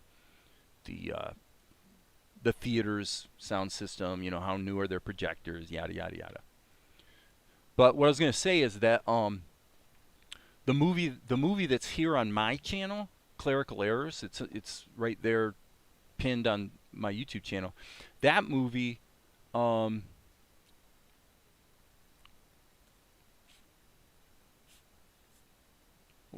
I was going to say is that movie is mixed in such a way that it sounded really good in the theater and on a good sound system. But one thing I've noticed is that there's places in the show or the movie where you kind of lose the underscore if you're watching it on a phone. The music actually needs to be pumped up a little bit, I've noticed. Only because that movie is scored wall to wall. I mean, that movie is like literally nonstop scoring through that picture. And so the score is almost a character in the movie, really. And so anyway, that was just something I noticed when I was watching it on a phone. Okay, so she's going to say, what is drawing in persuasive? I think what he means is, what is drawing in perspective? Is that what you mean, Eric? You can matrix the 5.1 to Dolby Pro Logic too. Yeah, I've never gotten into that. What I did was, essentially, I rolled my own 5.1. So there's 5.1 plugins you can use with, I use Reaper as far as my workstation, but there's a lot of different ways to arrive at a 5.1 mix, and you can do it in Vegas. Okay, Vegas will do 5.1 natively. But in practice, what actually happened was I would export the specific frequency bands. I literally rolled my own 5.1 and then reassembled it into a digital print, and it worked, So which means what you didn't have in the movie was like sound effects that would fly across the, if I did, that would be baked into the stereo mix anyway. But any kind of motion to the back speakers and stuff like that, no. It's something like that for like a really crazy action movie. It might make sense, but for most movies, you're completely pissing in the wind spending any time on stuff like that, because most people are never going to hear it. Okay. So now, as I'm looking at her characterization, there's good news here to be heard, or to be had. Good news, everyone. I only have to do a single drawing, I think. Actually, because I think she's going to be all lip sync. I actually think this might be a persuasive drawing. Nah, I think I probably said perspective when I was talking about the volume. The drawing volume is. I probably said perspective, and it sounded like persuasive. Sorry about that. I probably had something in my mouth, and you just simply couldn't understand what I was saying. Some of these people, you just can't understand the word they say. Okay. So the question now becomes, Carliana, do we need to actually animate her through this section? She says, I've heard enough. And she turns to Balder. Okay, she turns to Balder here. I think what I'm going to do is I'm going to put in one tween. And by the way, we can turn off her eyelids. I'm going to put in one tween. And then I'm going to have her turn her head. So I'm going to change the old shot by adding one tween. So this is, I tell you the truth, this is almost a little embarrassing having full chain animation here because he does amazingly really nice like Disney style animation, and you know what I'm doing here is obviously super economical in terms of I'm essentially doing as little as possible because you know it's a show, it's there's a lot to do, and the economies are just part of the, you know, factor into the creative choices you make, right? And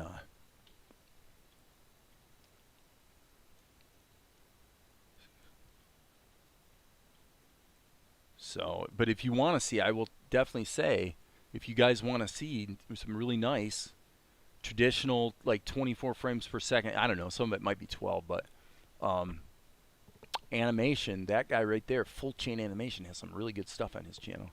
Okay, so 10 pence music. A lot of modern anime use DPL, the Matrix 5.1. I'm sure they probably do. I'm sure they do. Every time vocals leak into 1 and 2 channels. Yeah. Yep. I would filter out all the really low stuff from all the channels except the subwoofer for theatrical, just because it just gets it's so easy to let it get muddy. I saw an Ethan Becker. I know who Ethan is. Avatar breakdown 3 steps, which has helped me to copy some styles. Okay, cool. Very good. Yeah, Ethan Becker's he's a talented artist. He's even more high strung than I am. If that's possible. Ethan Becker is definitely has made it his mission to use the YouTube medium in a way that I think people, you know, that his subscribers really enjoy. You know, he's definitely ramped up pretty good. And if it was all style and no substance, you could maybe criticize it. But the guy's quite a good artist too. Really is. Definitely. Okay, I'm double thinking this a little bit. I'm gonna have her tilt her head back and maybe perk it up a little bit.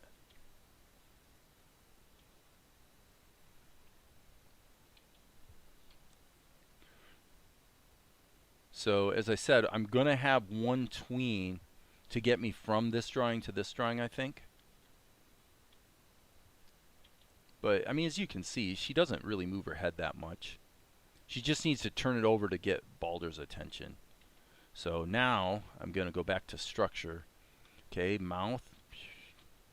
Okay, so she's gonna be shouting.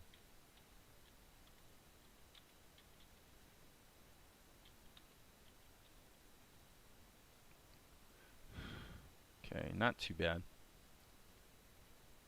So yeah, I'm a little intimidated by these like really good animators that come around here sometimes. I mean, I honestly think I could. The kind of stuff you're doing, I think I could do, but so far I truly have not had a reason to do a lot of, you know, those sort of little 24 frame per second pencil tests where you're really working out emotion through the movement. I've talked about this here before, that I'm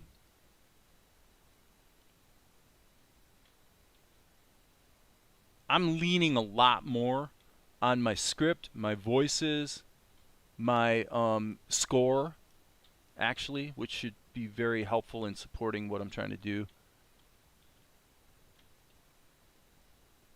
than I am having the actual animation be as much of the storytelling. So that's kind of a stylistic and economic choice. And I feel like, and by the way, and with those thoughts in mind, actually, full chain animation, what I would ask you to do is, if you see something, this could be actually really valuable for me. Like right now, you may be looking at what I'm doing and saying to yourself, "Oh my God, Dave, you need to do this, or you need to do that, or look, her nose is too high," which I think it is, by the way. And anything you notice, man, shout it out, boy, because you're not gonna offend me. I'm more than happy to hear it. I think that would actually be quite cool.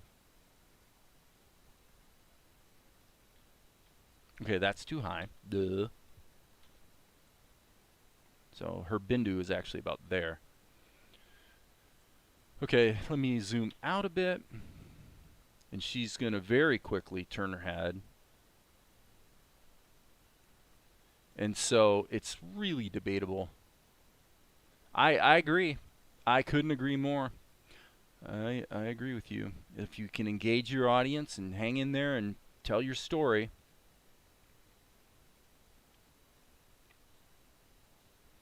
Yeah, there's a number of things about this drawing that are not quite working. Well, that's why I don't really use onion skins a lot. I like to just toggle like this, and I tend to do much better work when I just keep things moving like this, back and forth. Okay, now this, for the purpose of, I think my best option here is literally to delete her head and just do a proper tween. Okay, so let's hit the B key.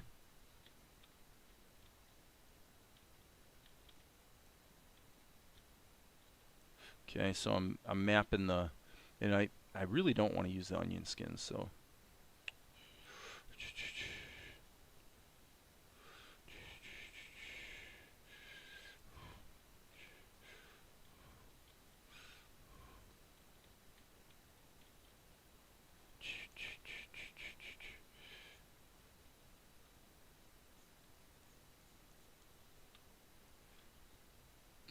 okay, that divots in a little bit. Okay, if we could take this and say we're gonna, I'm not thinking 3D right now, by the way. I'm just thinking about this volume in 2D space. As you can see, it turns into this.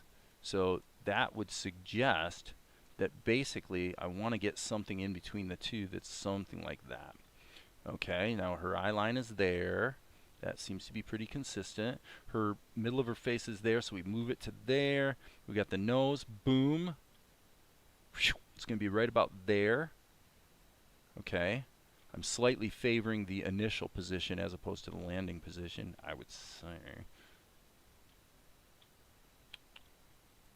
Okay, boom, boom.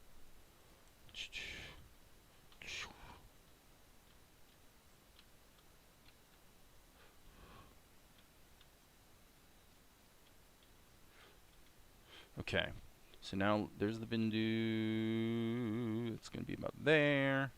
Eyebrows. Okay, there's going to be a real temptation here to lose that 3D volume again.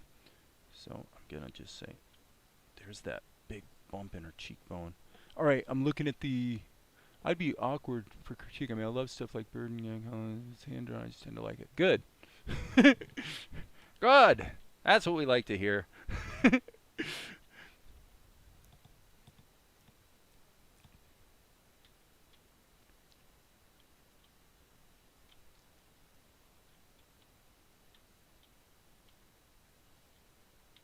That needs to be flattened out a bit. Flatten.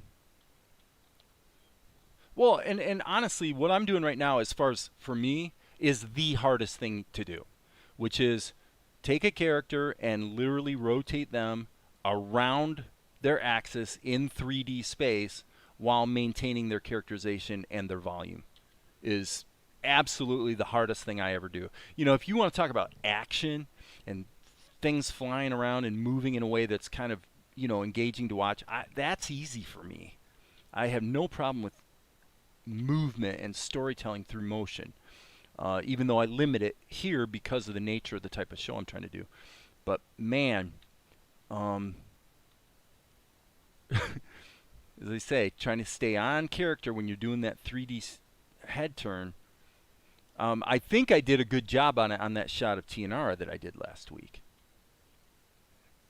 But you know, I've failed as many times as I've succeeded, and obviously we can already see some problems here. That boniness needs to, yeah, this from here to here is actually kind of okay, but look at her eye. Ugh. Boy, I'm going to erase that. This is where you find out how, you know, just how great I'm not. This is where we learn how great Dave isn't. Okay, this is slightly low. Gonna just control pinch that in a little bit. Okay, and then for my purposes here as well, gosh. One of the problems with this is that for the most part this is sort of an anime aesthetic. And so in many circumstances your characters would be doing this kind of thing where her mouth would be opening like that. And I'm sort of kind of trying to do the, you know, what I'm kind of calling the Disney thing here. Which I'm at risk, literally, of kind of breaking the look of the show here a little bit if I'm not careful. So I actually think it would probably be wise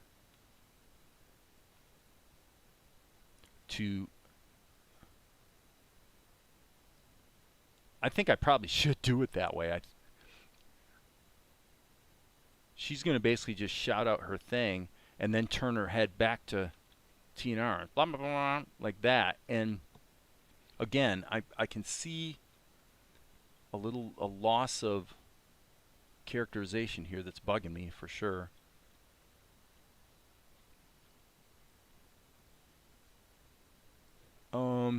Telecine 8 for decent fashion is probably more painful.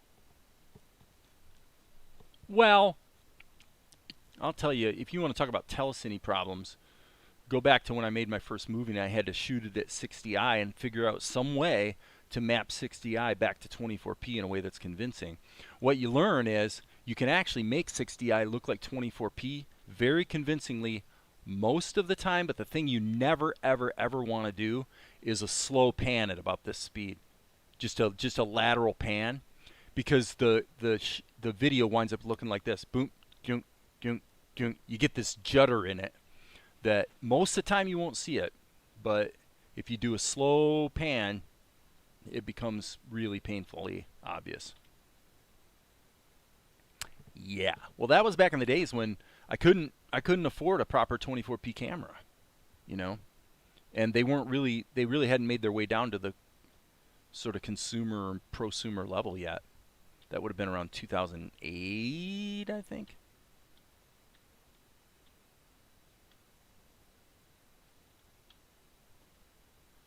Okay.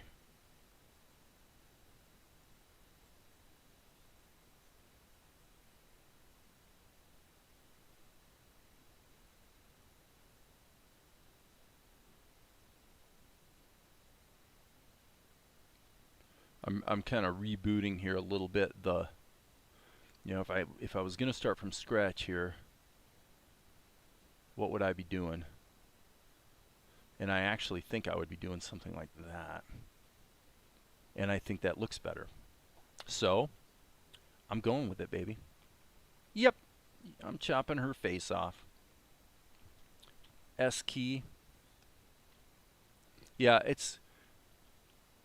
this is one of the risks you do run, is because I'm challenging myself in certain ways with the work I'm doing here. I do run the risk at times of pushing the show too much in a direction that really is a little bit out of sync with what the show is. Okay, so now the tween is pretty awful, but don't give up on me here, people, because I know that I'm gonna keep massaging this thing. I know I'm gonna get it.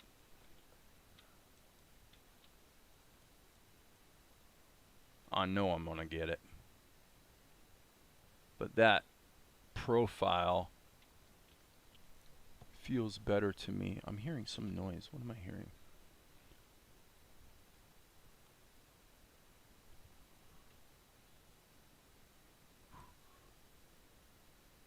yeah, that very simplified drawing is way more consistent with the what the look of the show is actually supposed to be. Pretty crazy how that works.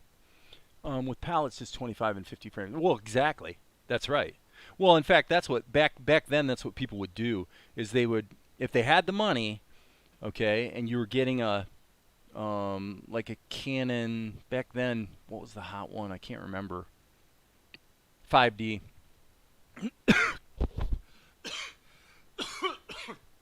Excuse me. So people would sometimes buy the PAL version because back then they would actually buy the PAL version because the conversion to it made the conversion to a convincing conversion to 24p easier. So even though they were in the United States, they'd still get the European version of the camera.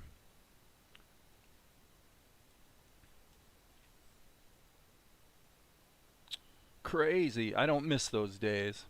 I mean, right now what I have is I have 3 Canon T2Is, and they're the hacked. They have the Magic Lantern hackware, which is quite useful. Gives you better control over your audio for one thing. Very much so.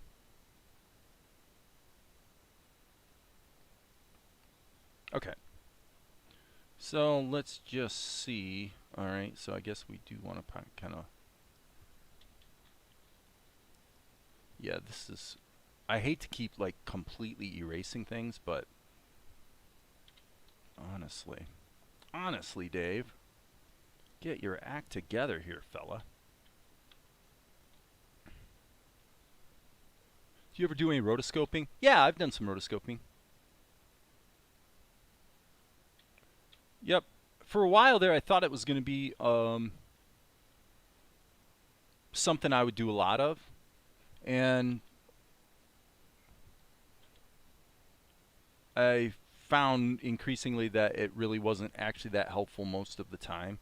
Well, because you're talking about a show where if you look through here, I mean, again, because of that sort of anime aesthetic, a lot of the shots are pretty much static character shots. They're not really moving around that much, so you're not going to gain a ton by rotoscoping everything, you know. So it winds up becoming just another step without a big payoff. But yeah, this is I'm not going to lie to you, folks. This is kind of an embarrassing shot. But having said that, this has happened quite a few times where this type of thing has happened. Let me show you. What I'm going to do here is I'm going to actually take this and just pull this out, zap back here, grab this. This actually happens surprisingly often. Control C, hit the S key, Control V, and then just going to go ahead and scale it a little bit that way and then roll it back a little bit that way. And I hate to say it, but 9 times out of 10, it winds up being that this type of a kludge, especially because it's a one-frame tween. You know, you're not really going to see it. It's going to go by pretty fast. So I'm going to actually run with that. And that's my weakness as an animator, is maintaining that the volume in 3D space when you're dealing with a turnaround. It is absolutely I think it's my biggest weakness. See? You don't even notice it. I mean, boom, bloop. So if this shot's working, we're in good shape. So I'm going to forget about this one for a half second because this is... Yeah, this is more concerning. I want to actually redo that. Just keep it loose there, Dave. Keep it loose, fella. So it kind of flattens out a little bit.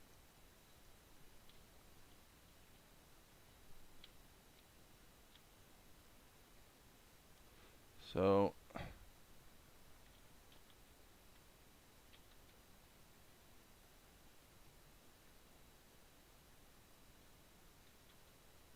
Okay, okay, so now if we come back to this, her eye is a little off character.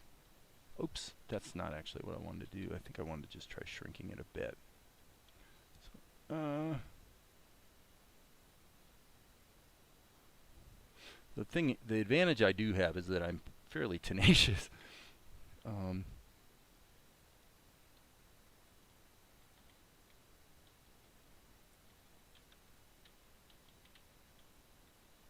Okay, we're losing that hollowed out kind of feeling on her. Hey Max, her head goes behind as if she's pulling back, saying what?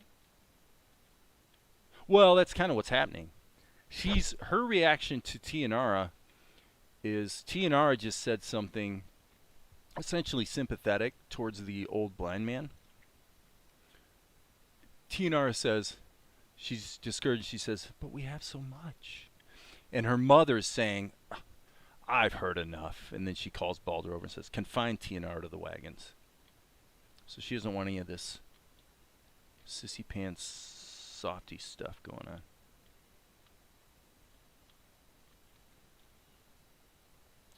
But yeah, I truly can say what I'm trying to do right now is the single hardest thing I ever do. And I don't have to do it very often.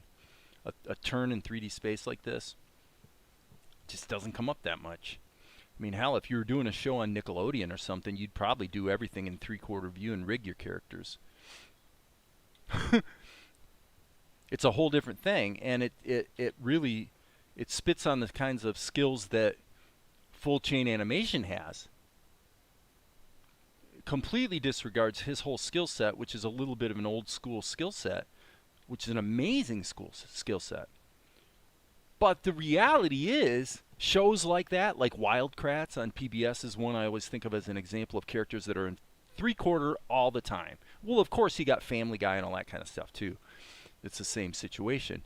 But you know what? They're entertaining, man. Even from an animation and movement standpoint, they're quite entertaining.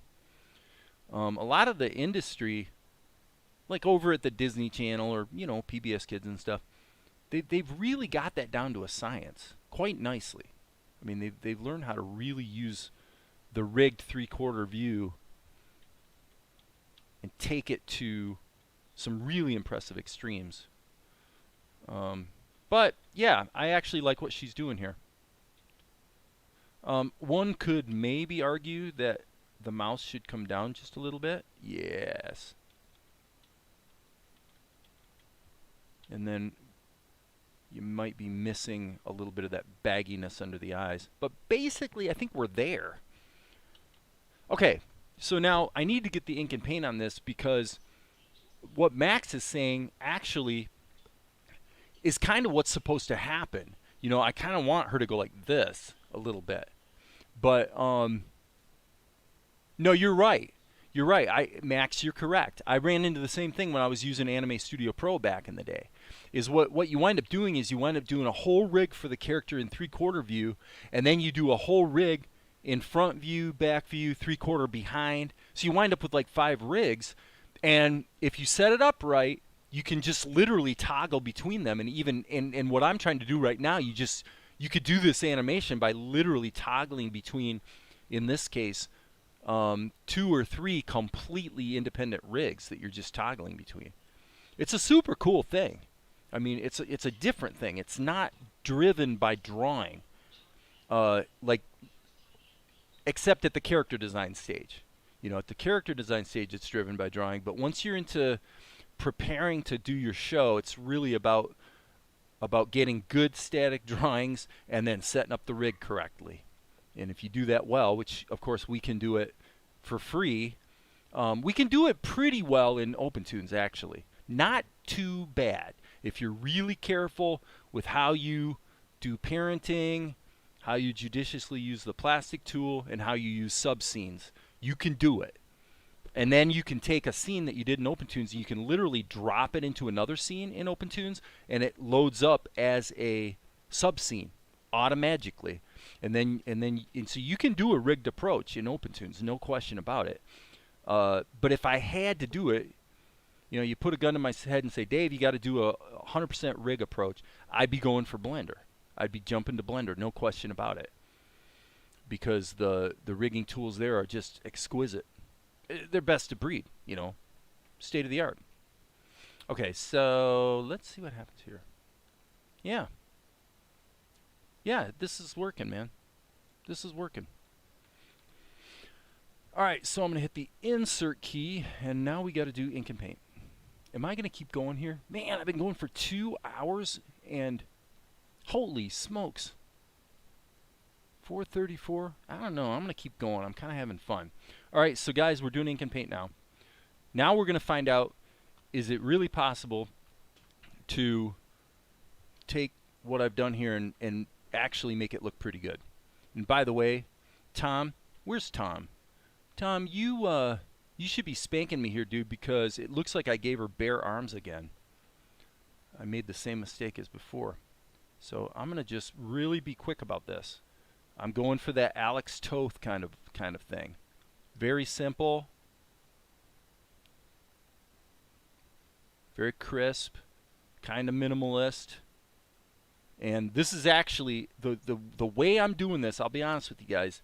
The way I'm doing this ink right now has made inking fun for me again. For a long time, I was really kind of lamenting it. Ink and paint, I've said it many times, is the part of the process I like the least. But by kind of embracing that sort of Alex Toth aesthetic, it's actually been making ink and paint kind of fun again. I'm looking for those minimalist lines that really let me just, sometimes it's just a little mark that really grabs the character. Okay, actually this is kind of stupid. I really shouldn't put her mouth in here. The mouth should certainly be on another level because of the lip sync.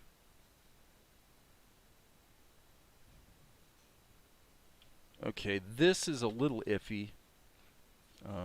I think that first let's make sure, okay, so her eyes do look like they're looking at TNR, so that's good. So now the question becomes, well, what about her irises? And I'm going to say, I'm not going to put the irises in. I'm just going to put them in with solid color. Okay? So now I just want to kind of get this feeling of those sort of baggy, angry eyelids. Yeah, I mean, that's feeling pretty good. Well, I was just kidding anyway, Tom. But yeah, I was just noting that I had made the same mistake yet again. Okay, and one thing I should do is probably not crop this. Oh, I wonder if my image size is wrong here. This might actually be full HD. Let's go to our scene settings. I'm sorry, not my scene settings, my camera settings. Yes. Okay. So this is probably because I opened up an old scene and then resaved it under a new file name or something of that nature. So so this is actually full HD. Normally I actually produce this stuff in broadcast HD, which kind of gets back to your 5.1 question indirectly, in the sense that some people would look at the fact that I'm producing in broadcast HD and they'd be horrified. So I'm going to retell a story I've told here a few times, which is that I remember talking to film distributors who, if you told them, you don't want to tell them, but if you did tell them that you actually edited your film in broadcast HD, which is 1280 by 720 pixels, instead of 1920 by 1080, it's about a third smaller, right? Okay. So you talk to a film distributor and they would have a kitten. They're like, no, you can't do, you can't do that. Oh, it's got to be full HD, got to be full HD, got to be full HD. They go crazy. Well, guess what, folks? Every movie I ever put out there, I actually cropped down to broadcast HD. And because when I shot full HD, I wanted to have that 30% of crop range so that I could reframe a shot if I needed to. And in 10 years, no one ever noticed. When I delivered the movie, I would just scale it back up to full HD. Not one time did anyone ever notice. True story.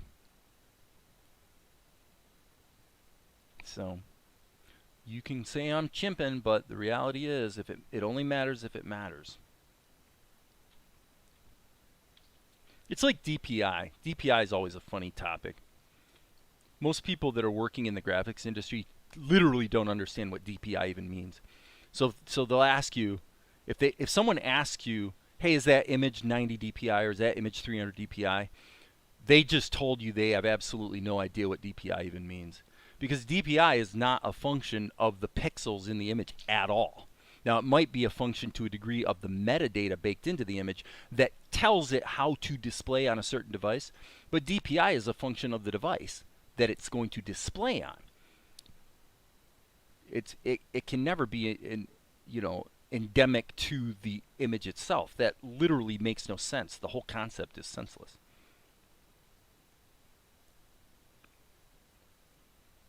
And it's one of those things in the industry that you do bump into every once in a while. So then you'll get, in the same mindset I was talking about distributors, you'll get somebody that's like an intermediary that's handling the graphics that you're dealing with for your client. And again, they'll have a cow. Well, it's got to be 300 DPI. It's got to be 300 DPI. To which I would say, well, my question is, how many pixels wide is the image and how many pixels tall is the image? That's what matters, because that tells me how it's going to display on a device. But here's the dirty little secret that a lot of people, yeah, One Punch Man, yeah, a little bit, especially when he's in that mode where he has eyes like this, these eyes. And I like One Punch Man. I like that look. It's definitely a cool show, kind of funny. I like it. But anyway, okay, so I'm letting you guys in on a little industry secret here. So I ran into the same thing with creating movie posters. So people be like, well, you got to create it at 300 DPI, and this is like 40. This prints out at 40 inches tall. It's a big graphic, right? So it's like, it's got to be 300 DPI.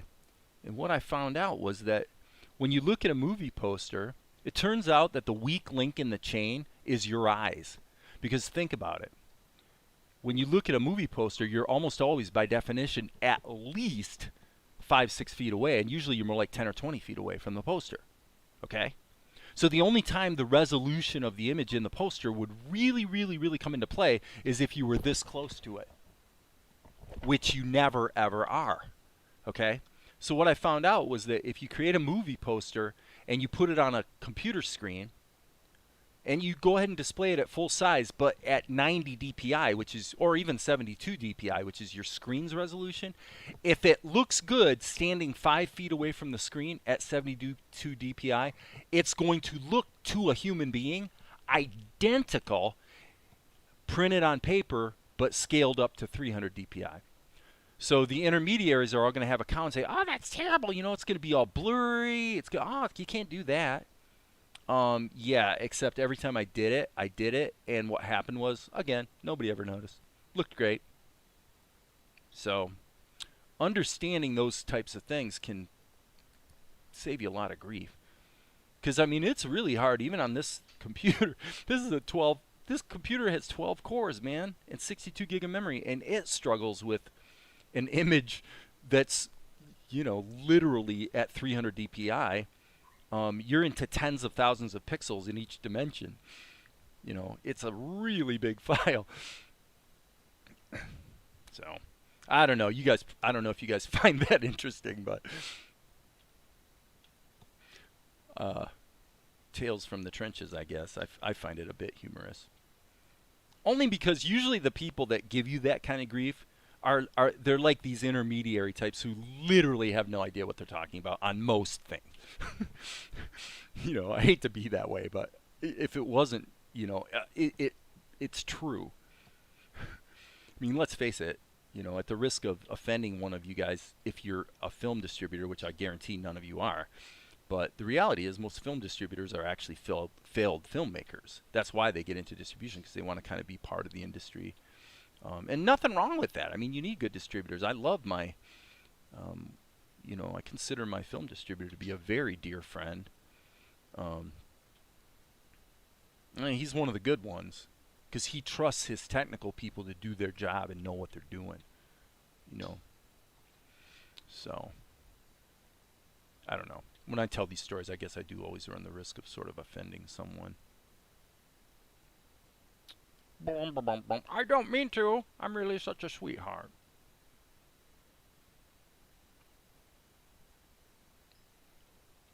I don't know much about resolution, but I've been wondering if 1080 was high quality enough.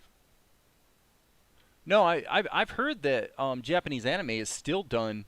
I mean, it wasn't very long ago, and there's still titles that you watch all the time on Funimation or whatever that were done at like 960 pixels wide.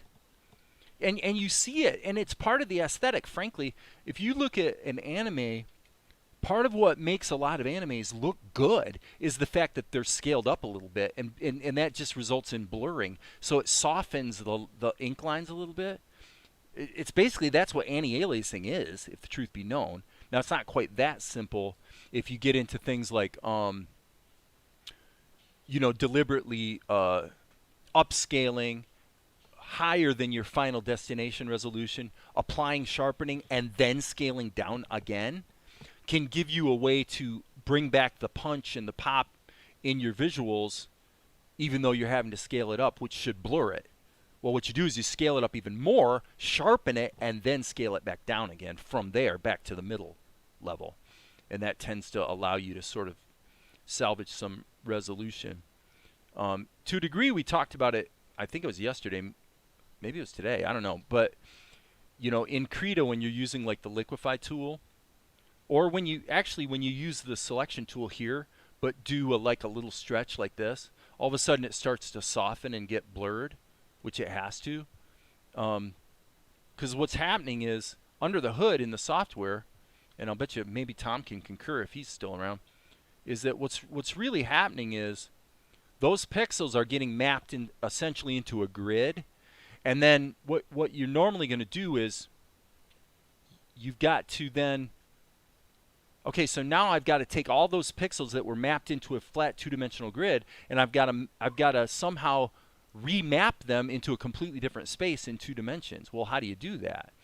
Right? Well, one way you would maybe do that would be you would actually map your pixel grid into a higher resolution pixel grid that's maybe, you know, 2, 4, or even 8 pixels in that temporary grid per pixel in the original grid, and then you do your bending and twisting and interpolation at the higher resolution, and then you map it back down into the actual resolution that you're working at. And that's how you sort of preserve the ability to do these sort of deformations.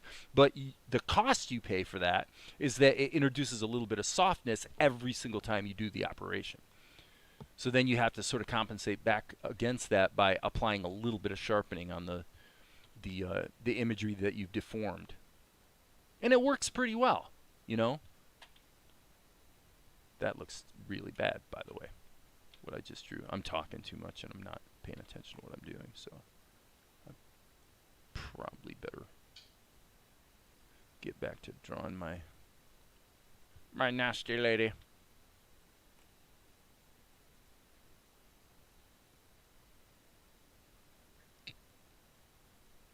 So I hope this isn't like too off topic for you guys. To me, it's all really relevant because, you know, if you're creating a show, I mean, if all you're doing is uploading it to YouTube, then that's pretty simple. But for a lot of situations where you're dealing with platforms, you know, they've got delivery requirements. Usually they want ProRes for one thing, you know. So ProRes is essentially a QuickTime format that's visually lossless. Okay, so it is compressed, but it's visually lossless. So the files are a fair amount bigger than what you'd get with an MP4. But it's industry standard. You know, that's just the industry standard, is everybody's passing around ProRes files.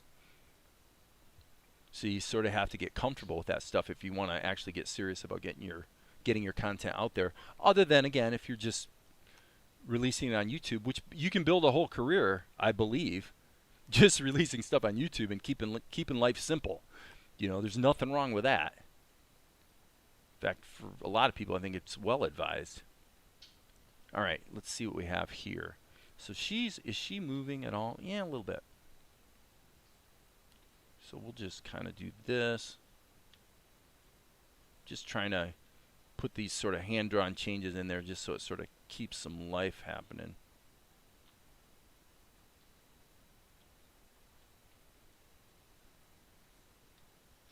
Oh, that didn't make any sense, did it? It's like her bosom is growing spontaneously. So let's just kind of do this in 2 steps. That makes a little more sense. And this feels like it actually would want to come down more like that. Oh, come on. Get out of there. Okay, that's probably okay.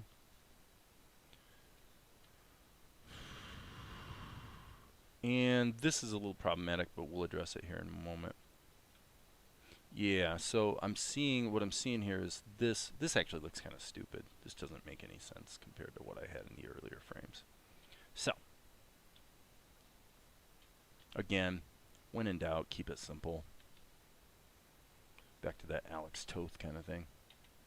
What do we got in the H.264 is gross.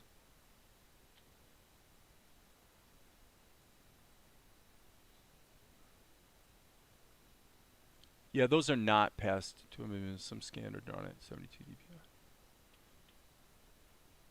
Yeah.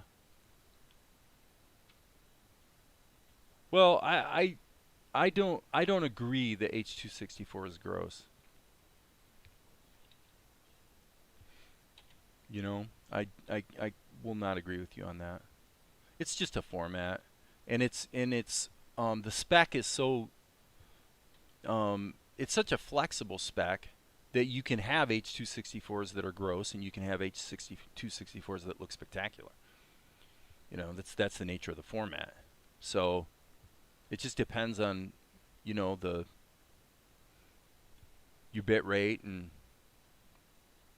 whatnot. But you can have H.264s that are in fact visually lossless.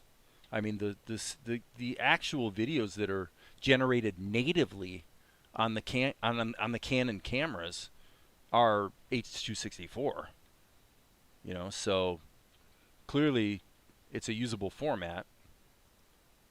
But if you're talking about it from the vantage point, which I suspect you are, of it's like saying JPEG is gross.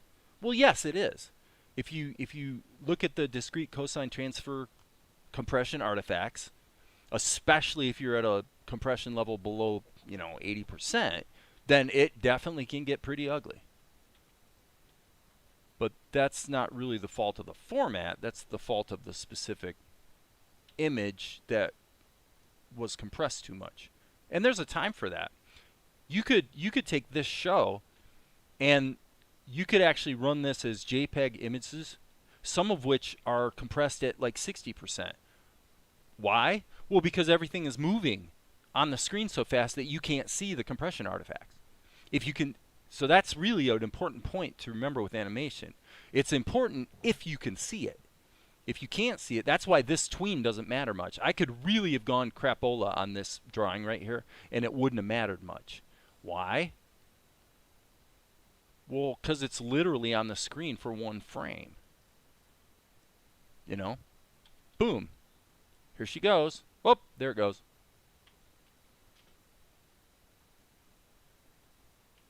Okay, I am definitely...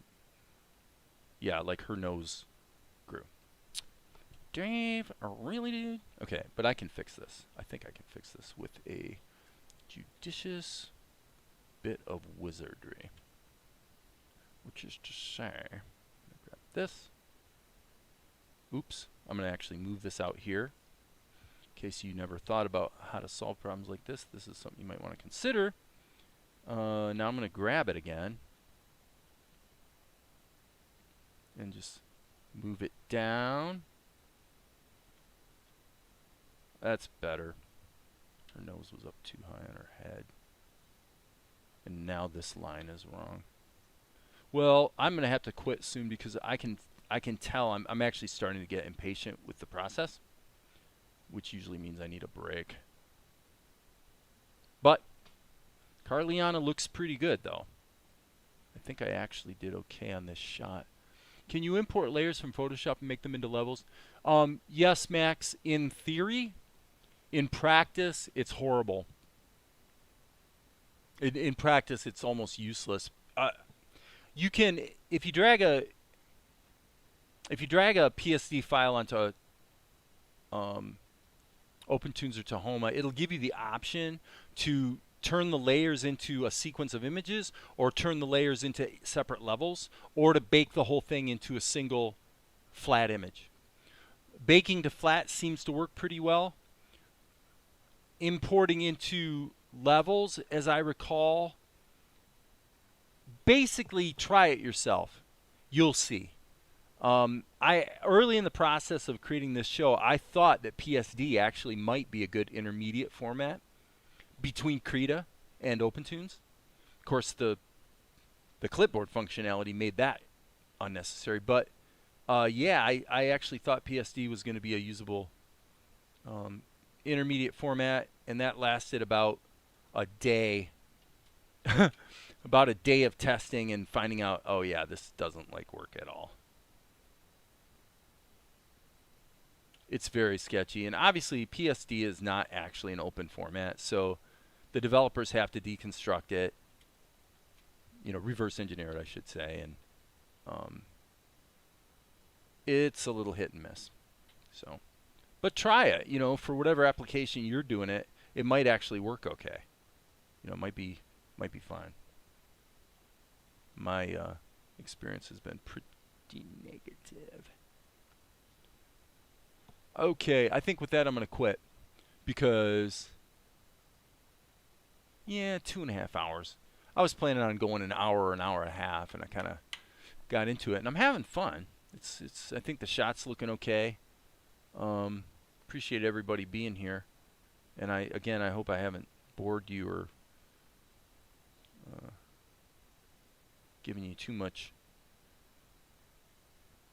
information not necessarily pertinent to animation. But anyway, yeah, like I said, I appreciate you guys all being here, and always like trying to answer questions and all the rest. So she's kind of lifting her head up a little bit there. I actually see one more thing I want to fix before I quit. Yeah, see you, Tom.